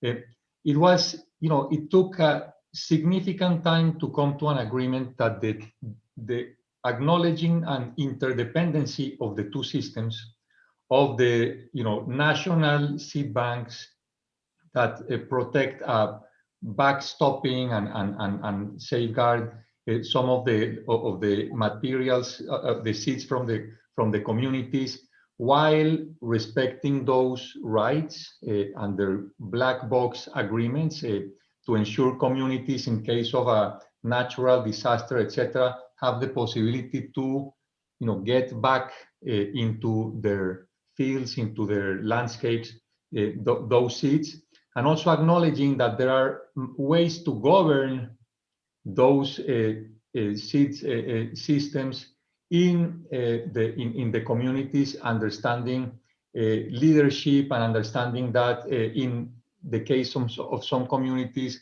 there were clear responsibilities allocated to custodians of seeds that used to be elders in the community, and how we managed to bring the two together, a formal seed system, seed conservation system that's usually totally delinked to those conservation systems of indigenous communities, respecting, in a very transparent manner, how to protect the rights over those seats that have been held from communities for a long time, and also acknowledging and understanding that the ways to manage that conservation and use within the communities is something related more to the individual governance and independence of that community than anything. So there are beautiful experiences, I'm sure, beyond that one, where you can link these two systems probably for the benefit of the communities and of humankind in general. Thank you very much, Lucas. I think to me, it brings up another important point that you are raising, that perhaps in our search for game-changing solutions, we may ignore some of the past works that may have been undertaken and that have themselves set a standard for us to follow. Maybe there is a need to also look back at what has been done, as in this particular case that you have given. Maybe this is a message that we would like as Indigenous peoples also to pass on to the respective action tracks. But that's my suggestions, if at all it means anything at all. We have a number of questions, but I think we are way behind our time and still have 2 sessions. I would suggest that we take these questions and we will see how best we reply to them and get back to the people who have asked a question. If that's acceptable to all of you, then we may proceed ahead with the 4th and the last panel. Is that? Yes. Frank, if needed, we can extend the session for another 30 minutes, just to release from stress and pressure. And perhaps we can take a few more questions, if okay. Okay. So if okay, I can read you one more. I read it from Rebecca. Rebecca, she's addressing this question to GAM. Yes. By the way, if you write down questions, please don't hesitate to indicate to whom you want to address the question. So the question for GAM is the following: how can we ensure that the restoration of the ecosystems that make up Indigenous people? What happened here? Somebody deleted. Yes. Okay. So now the question is gone. So there is another question. How is climate change affecting Indigenous communities, and how are they in general adapting to climate change? Are they more successful than surrounding areas, for example, in food production? This is the question from Rebecca. Okay. All right. I have one practical problem. Yes. Myrna, who is our last and important speaker, has to leave in about 15 minutes' time. I see. So she has, I think, requested us, can we go ahead if we don't want to miss her? But I think this is a very important question, and probably it will be something that some of us have to sit down together and do some homework and give a good reply to Rebecca and continue the dialogue with her. If that's acceptable, then can I turn to the next session? Sure. Yes. Very good. As Anne-Marie wrote, we will note all the questions. Absolutely. Thank you, Mattia and Frank. I know we're running over time, so of course, apologies. Let's get all the speakers who are waiting to speak out of respect for their time, and then we can use the leftover time to go to Q&A. Thank you so much. Thank you, Frank. Okay, thank you very much for that. So without much ado, can I now request Jessica to, who's the co-chair of the Global Indigenous Youth Caucus and champion the Food System Summit, to speak. You have a few minutes, Jessica, but your words will be very much appreciated, but let's keep the timing on time. Thank you. Over to you, Jessica, please.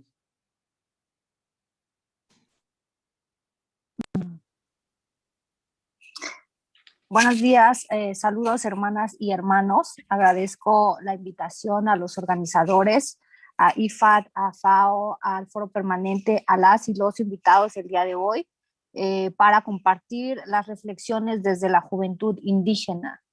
La incidencia de las juventudes indígenas no se ha limitado al futuro. Somos realmente el presente en las primeras líneas de acción, de trabajo y de lucha. Por ello, para nosotros es necesario mencionar que las juventudes seguimos haciendo constantes esfuerzos para poder integrar la agenda de la juventud con una perspectiva intersectorial e intergeneracional en todos los espacios y en todos los niveles. Es importante para nosotros destacar que gracias a los procesos colectivos seguimos avanzando. Actualmente vivimos una situación crítica ante esta pandemia global porque lo que sucedió en otra comunidad puede generar un impacto de desastre en toda la naturaleza. Por eso, para hablar de la vía de acción 3 y 4, debe incluir también a los protectores de la naturaleza. Ellos han sido quienes nos han enseñado, por ejemplo, que una floración de árboles depende del tipo de suelo, de la orografía, de la humedad, entre otros elementos, y que ello impactará también en las actividades relacionadas como la apicultura o la agricultura y que van relacionadas de la mano siempre. En este sentido, sabemos que esta emergencia debe unirnos más. Por ello, durante la cumbre y después de la cumbre, debemos seguir trabajando en fortalecer las capacidades, en el empoderamiento y la creación de espacios para asegurar la transmisión intergeneracional de los conocimientos y entre ellos el cuidado de la biodiversidad. Necesitamos buenas prácticas para crear buenas políticas de garantías, con más presupuestos que multipliquen mejores condiciones de derechos individuales y colectivos de los pueblos indígenas. Los estados, las agencias, los organismos, las instituciones y los pueblos indígenas tenemos que trabajar de la mano para lograr que esto suceda. Hace unos días exhortamos a la Secretaría del Foro Permanente a dar seguimiento a los estudios de salud sobre suicidio y autolesión que fueron anteriormente presentados y que este sea con un pensamiento holístico, puesto que la pandemia ha dejado a las juventudes indígenas con múltiples desigualdades. Pero también hemos felicitado a las agencias amigas que han dado seguimiento a las recomendaciones que el Foro Permanente ha hecho en años pasados, como la creación del Foro de Jóvenes Indígenas en relación a la alimentación, porque desde hace 4 años y desde muchas generaciones atrás, la alimentación está dentro de una de nuestras principales preocupaciones. La cumbre debe ser una oportunidad de hacer un llamado global de que el cuidado de la tierra y la preservación de la vida y de las especies es tarea de todos y todos debemos de asumir esta responsabilidad. Porque cuando el derecho a la alimentación solo lo tienen algunos en su plato, entonces eso solo es un privilegio para quien logra tener comida el día a día. El derecho a la alimentación tiene que ir relacionado al tema de la sostenibilidad, debe de ser parte de nuestras metas durante la cumbre y en estas resoluciones también debemos estar incluidos los pueblos indígenas como actores principales. Por ello, invito a todos y todas los organizadores, a las agencias, a los pueblos indígenas a seguir sumando esfuerzos para que en la cumbre podamos tener una participación plena y efectiva de los pueblos indígenas. Gracias.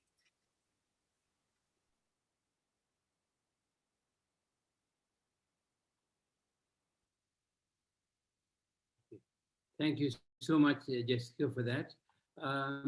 As Myrna may have to leave very soon, she has requested if she could speak now. So I think it would be very unfortunate if we miss Myrna.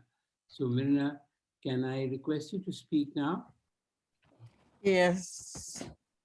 Thank you very much, Frank, and thank all of you for giving me the opportunity to share in this important event.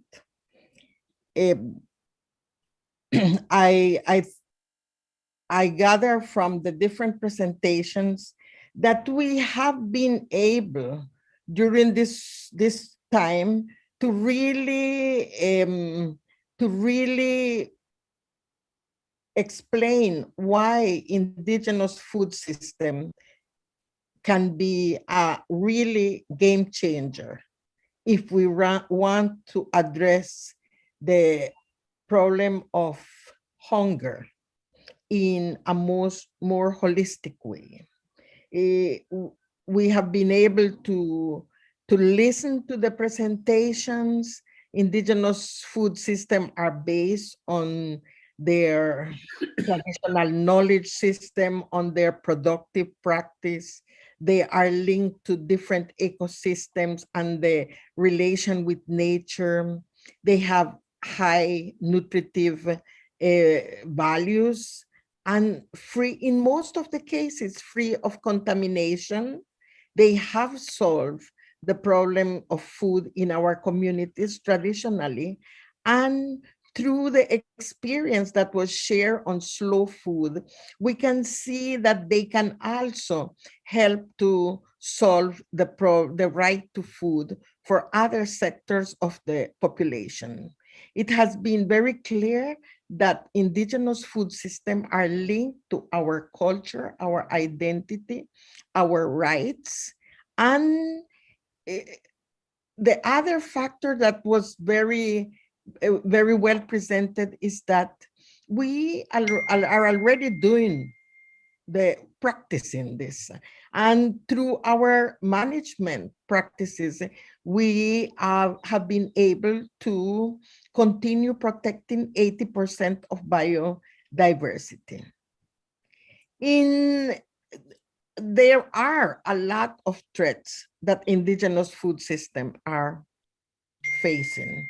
And most of these threats are related with the violation of our rights. But during COVID pandemic, before, we have been able to prove that our food systems are resilient. And through the work of the youth, women organization, different organizations, we have been able to prove how through innovation, we are becoming more and more resilient. There are three aspects that has to be considered in the recommendations or in the game changings or the ideas, whatever. One is the link of indigenous food system and production to our right to food and our right to maintain our livelihood and our right to have resources to really maintain that livelihood. That's why the Indigenous Peoples Trust Fund is an important recommendation, because this will ensure that we can continue doing the work that we're doing, gathering evidence, research, and sharing different practices. The second recommendation has to do with land rights and governance. How do we strengthen not only the governance system of indigenous peoples to continue producing food, but at the same time, the capacity of indigenous governance system to deal, to negotiate with governments, with other stakeholders, and the capacity to produce and implement public policies that will continue ensuring this role of safeguarding our territories and our food system products. The other aspect that is important to consider in recommendations are the ones related with technology. This is an area that is important to continue supporting, and the building of partnership.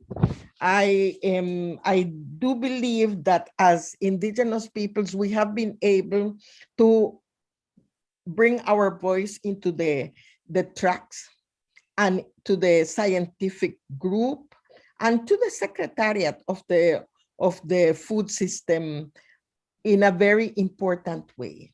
We do need to continue strengthening our inputs And we appreciate the fact that the Secretariat has agreed to support another round of consultation. These consultations will be in the 7 socio-cultural regions, and we do expect by the end of May to provide more inputs to the action tracks and to the scientific groups, so in order to have a declaration that has a very strong input of Indigenous peoples. We have been very clear to the Secretariat that we want to provide inputs through this whole process of consultation, but at the same time, as GAM has expressed, we want to play an important role participating in the whole process. And we do understand that there is an effort of the Secretariat to ensure Indigenous people's participation through the champions, through the action tracks, through the WIPALA government document, but at the same time, there is an effort to include Indigenous people's participation in the pre-summit and during the summit. We do expect in the next weeks to be able to receive more information on how many. We know that this will be an hybrid environment because of the pandemic. So it will be very important that we continue articulated, that we continue participating, and we continue presenting our inputs. We have included in the next round of consultation a meeting with Dr. Kalibata at the beginning of June, where we will be presenting the outcome of all of these consultation that we are trying to organize in these next weeks. So I really want to thank all of you for for sharing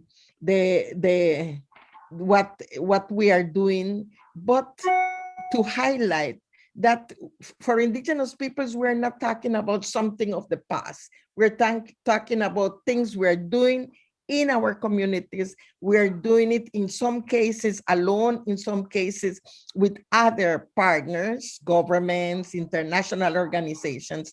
And what we really want to see is these recommendations included in the summit, but especially, as has been mentioned, we want to see a roadmap that defines how we are going to continue working together to implement whatever comes out of this process. Thank you very much, and I'm very sorry I have to leave to another meeting. Thank you very much, Myrna, for those wonderful words. I think it's important from you, not only as an Indigenous leaders, but as our representatives in the advisory council. You have said, and you've mentioned that we've managed to explain to them that Indigenous lives matter. And I think this is a very important aspect that we can give and that we should highlight. As you know, there are a number of Indigenous communities that are apprehensive of us taking part in this. But I think your statement gives us the confidence that we are moving in the right direction. We are here to support you. We are here to strengthen you, but we also look up to you that you will fight for those issues which we feel still has to be fought in the battle within the food systems. So thank you so much for that. And we will build together the roadmap that you were talking about, not just for the summit, but for the years ahead to develop our Indigenous food system beyond 2021. Thank you so much for that. And thank you for giving us time here. I will now request David he is the Global Director of the Program and Policy Division of World Food Program. He also has to leave, but maybe we should hear from him, and then we can hear later on from Jon and from Mattia, and thereby we can end our sessions So David, over to you. Thank you. Thank you, Mr. Moderator, and I'll do everything I can to stay till the very end because it's such an important topic. Obviously, WFP is so pleased to be included in this event, to share the space with colleagues from our Rome-based agency, partners, our partners in Action Tracks 3 and 4, and most importantly, with Indigenous peoples themselves and their representative organizations. Such an important gathering. Thank you for including us. The Food System Summit for WFP really presents an opportunity to work with all of you and leverage our mutual experience with working Indigenous peoples communities on the ground, such as the example you heard of WFP working in North Cotabato, which I've actually visited as regional director previously in Asia not so long ago. And we want to use that mutual experience to demonstrate how fostering Indigenous peoples' agency is key to ensuring food systems are sustainable and transformative. And not only in Action Tracks 3 and 4, but I think everyone's aware that WFP plays a key role as a UN anchor agency in Action Track 5, where we are working towards sustainable food systems. And we see Indigenous peoples as a key part of that. Now, this means ensuring that Indigenous peoples are informed participation in decision-making, enhancing capacities and skills, and harnessing traditional knowledge and practices as a valuable resource to ensure their livelihoods and environment can thrive and benefit all, and those linkages can also benefit our process through the Food System Summit. Now, for Action Tracks 3 and 4, although WFP is not an anchor agency, we've been very active to try to assist in developing some of these game-changing initiatives, but also, and now we're at the stage of working towards partnerships, network building, and access to platforms, which we as a global UN agency want to be helpful in facilitating. And so we see the opportunity today as a step in the direction of building the coalition of partners from the very local level, like North Cotabato, for example, to the global level where RBAs can play a role, such as WFP, to multiply its efforts across countries and scale up key practices and innovations in working with IPs in country and also to mobilize those commitments more globally. We also see a role in working towards and working together through these coalitions to increase sustainable funding to ensure these efforts are not only sustained and scaled up, but also that IPs are at the center of moving the outcomes of the summit forward well beyond the summit itself. And this entails identifying solutions and models that assist communities in vulnerable situations with the skills and partners to drive these initiatives forward, as well as enabling processes for all stakeholders to work together and encourage innovation. Now, COVID and the pandemic has been mentioned a few times, and of course that raised incredible challenges to all communities we're dealing with in terms of exacerbating vulnerabilities and structural inequities, socioeconomic marginalization and discrimination.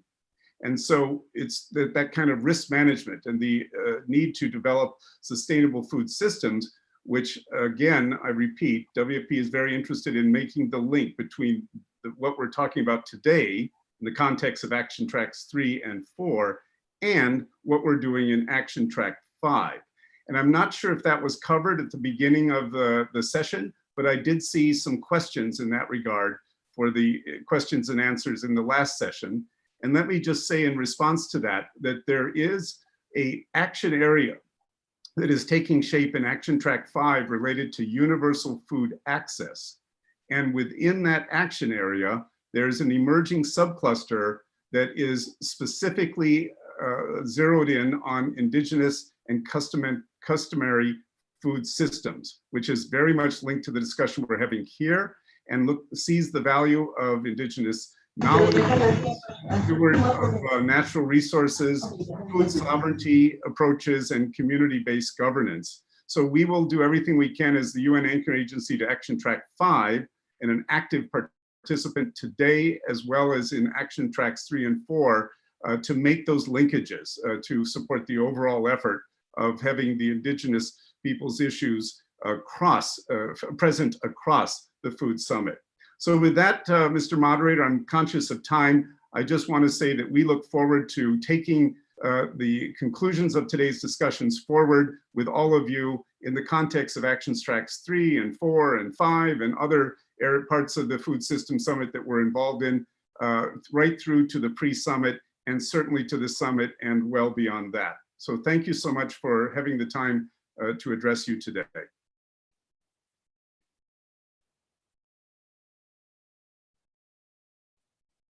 Mr. Moderator, you might be on mute. Mr. Moderator? Yeah, I'm sorry. No, I'll go on mute. Thank you very much for those very kind words.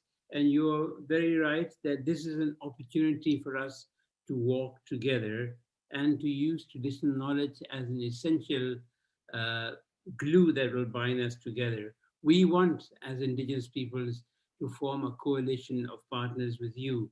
We want sustainable funding, as you have read. Whether you are in WFP, in FAO, or in IFAD, or whether you are a small Indigenous organization, as I have, we have lots of ideas, but we have very little money. I think that's the reality. I hope that this Food Systems Summit will bring a change to that. So where there are ideas that are robust, that are specific, that have an equal partnership with contemporary and traditional knowledge, all of us will work together towards a goal to be able to have a more nature positive production, to be able to ensure safe and nutritious food for all, and to be able to build resilience to the vulnerabilities and shocks and stress, which you in World Food Program know so well and much more than any of us. So thank you for those words. And may I now request Jon of FAO to have his words, and after that, Mattia, and probably we may have to end because I also will have to leave shortly. So Jon. Thank you so much, Frank, and thank you, David, and WFP. I want to start thanking the Action Track 3, Jessica Colston, but very important also, I think, Alejandra Perot from WFP, who has been really the champion for this event, and I want to acknowledge all her effort. But also some of the FAO colleagues that have been working for weeks, from the Forest and Water Program, Sarah, from the Agroforestry team, Elaine, from the Forest and Farm Facility, David, and of course, Mariana Estrada from the Indigenous Peoples Unit. I think it's great that also IFAD managed to join the side event and Action Track 4, and it's extremely important. But I want to congratulate Action Track 3 for being so far the only action track that has already recognized Indigenous peoples and their knowledge as part of the game-changing solutions. And they have recognized Indigenous peoples' biocentric restoration as key to ensure biodiversity, protection, and restoration, but also to recognize Indigenous peoples' rights and knowledge. I think the recognition of Indigenous peoples as guardians of biodiversity and as a key actor for food security and sustainability is certainly increasing more and more. Let me give two important examples of the work that we are doing in FAO. 2 weeks ago, our colleague, David Kaimowicz, together with the FAO office in Latin America, launched a high-quality report that made evidence of the crucial role of Indigenous peoples in preserving forests in different regions. Basically, the forestation rate in non-Indigenous territories is 2 times faster than in Indigenous territories. Besides that, FAO, together with the Alliance of Biodiversity and CIAT, will publish in the following months the result of a 3 years research profiling Indigenous peoples' food systems across the world. I think since the endorsement of countries at the FAO Committee on Agriculture of the Global Hub on Indigenous peoples' food systems, we have gone a long way in co-creating knowledge together with Indigenous peoples and scientists. Some of the work that we've been doing is organizing 2 coordination discussions together, the Indigenous leaders from the sociocultural regions in the UN Permanent Forum at the UN Food Systems Summit. And there were 3 important outcomes that came at these meetings. The first one, the recognition of the importance of including different systems of knowledge in the summit. The Food Systems Summit asked Indigenous peoples to send a paper that then became the white Wipala paper with evidence about their knowledge. And I think it was great that the scientific group adopted the WIPALA paper as one of the main inputs for the UN Food System Summit. But also they need to include indigenous experts in the different action tracks. And we have with us not only the champions like Hindu, Jessica, but you, Frank, and Tanya, that have been following the work of the action tracks. We cannot overemphasize how relevant it is to have indigenous experts in all the 5 different action tracks. But we have seen over the past months that there's 3 different spheres. On the one hand, coordination that the UN Food System Secretariat is handling, the exchange and generation of knowledge, where we are doing great efforts from FAO and from the Global Hub, and the game-changing solutions. Now, the acceptance of the scientific group of the WIPALA paper is excellent for humankind. In many ways, it ends centuries of scientists' marginalization of indigenous people's knowledge, and it recognizes the importance of and power of orality in informing a food system summit that is going to affect all humankind. There's still some missing connections between these 3 different spheres that we need to address together. And this is why FAO and the Global Hub will continue working with indigenous peoples. We're going to facilitate 3 regional dialogues, one in the Arctic, one in North America, one in Russia. These regions never had a consultation yet, and we are going to make sure that they do have one, and they have the same opportunities as the other regions. We are going to have an Indigenous Youth Forum, and we are going to work on an Indigenous Women Forum as well. And we are going to do all of this together with the UN Food Systems champions, the Indigenous Food Systems champions, and the experts working in the action tracks. We managed to organize an excellent technical discussion with Action Track 2, and they are considering and recognizing 2 game changers proposed. One that Mirna already alluded to, have indigenous people's food systems as a game changer in itself. And the other one, the need to include interculturality in policy making, education, but also school feeding. Very important. We need to change the way we are giving food in our schools to indigenous children. We are going to organize another technical discussion with Action Track 1 and continue the work with Action Track 3.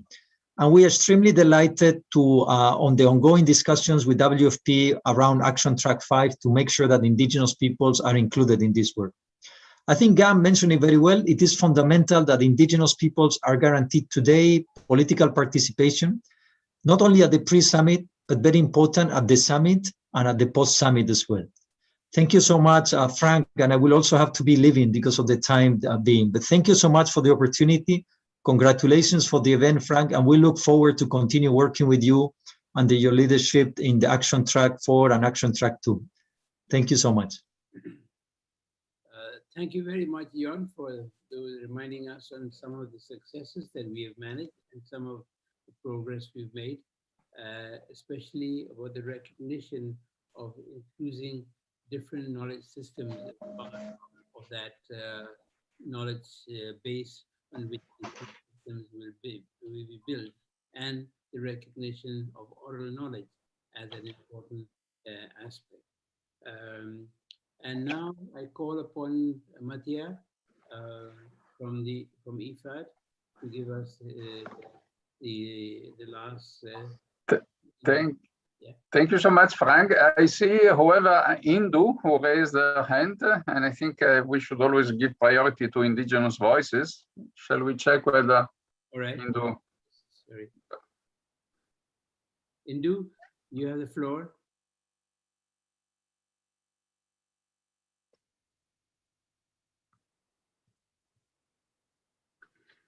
Indu? She's muted. Yeah. Otherwise, for the sake of time, I start, and then perhaps she will speak later. Yeah. What do you think, moderator? Yes, I think you go ahead, speak, and if she comes around, okay, she can say the benediction. Okay, very good. Okay, so for the sake of time, let me start by, first of all, expressing our great satisfaction for this joint event. And let me tell David that in particular, the leadership of WFP in organizing this event, the work of Alejandra and Marie has been really appreciated. In fact, we have been missing WFP, and I think I can speak also on behalf of FAO, in order to build coalition on the indigenous peoples agenda. And now that we have WFP on board, I think we really need to not to miss any opportunity to organize joint events. I think out there are expectations that Rome-based agencies are able to work together. So I think this is a very good step. And in addition, I'm extremely pleased to see this was one of the initial ideas on when we organized this event, that we were able to gather so many important indigenous voices.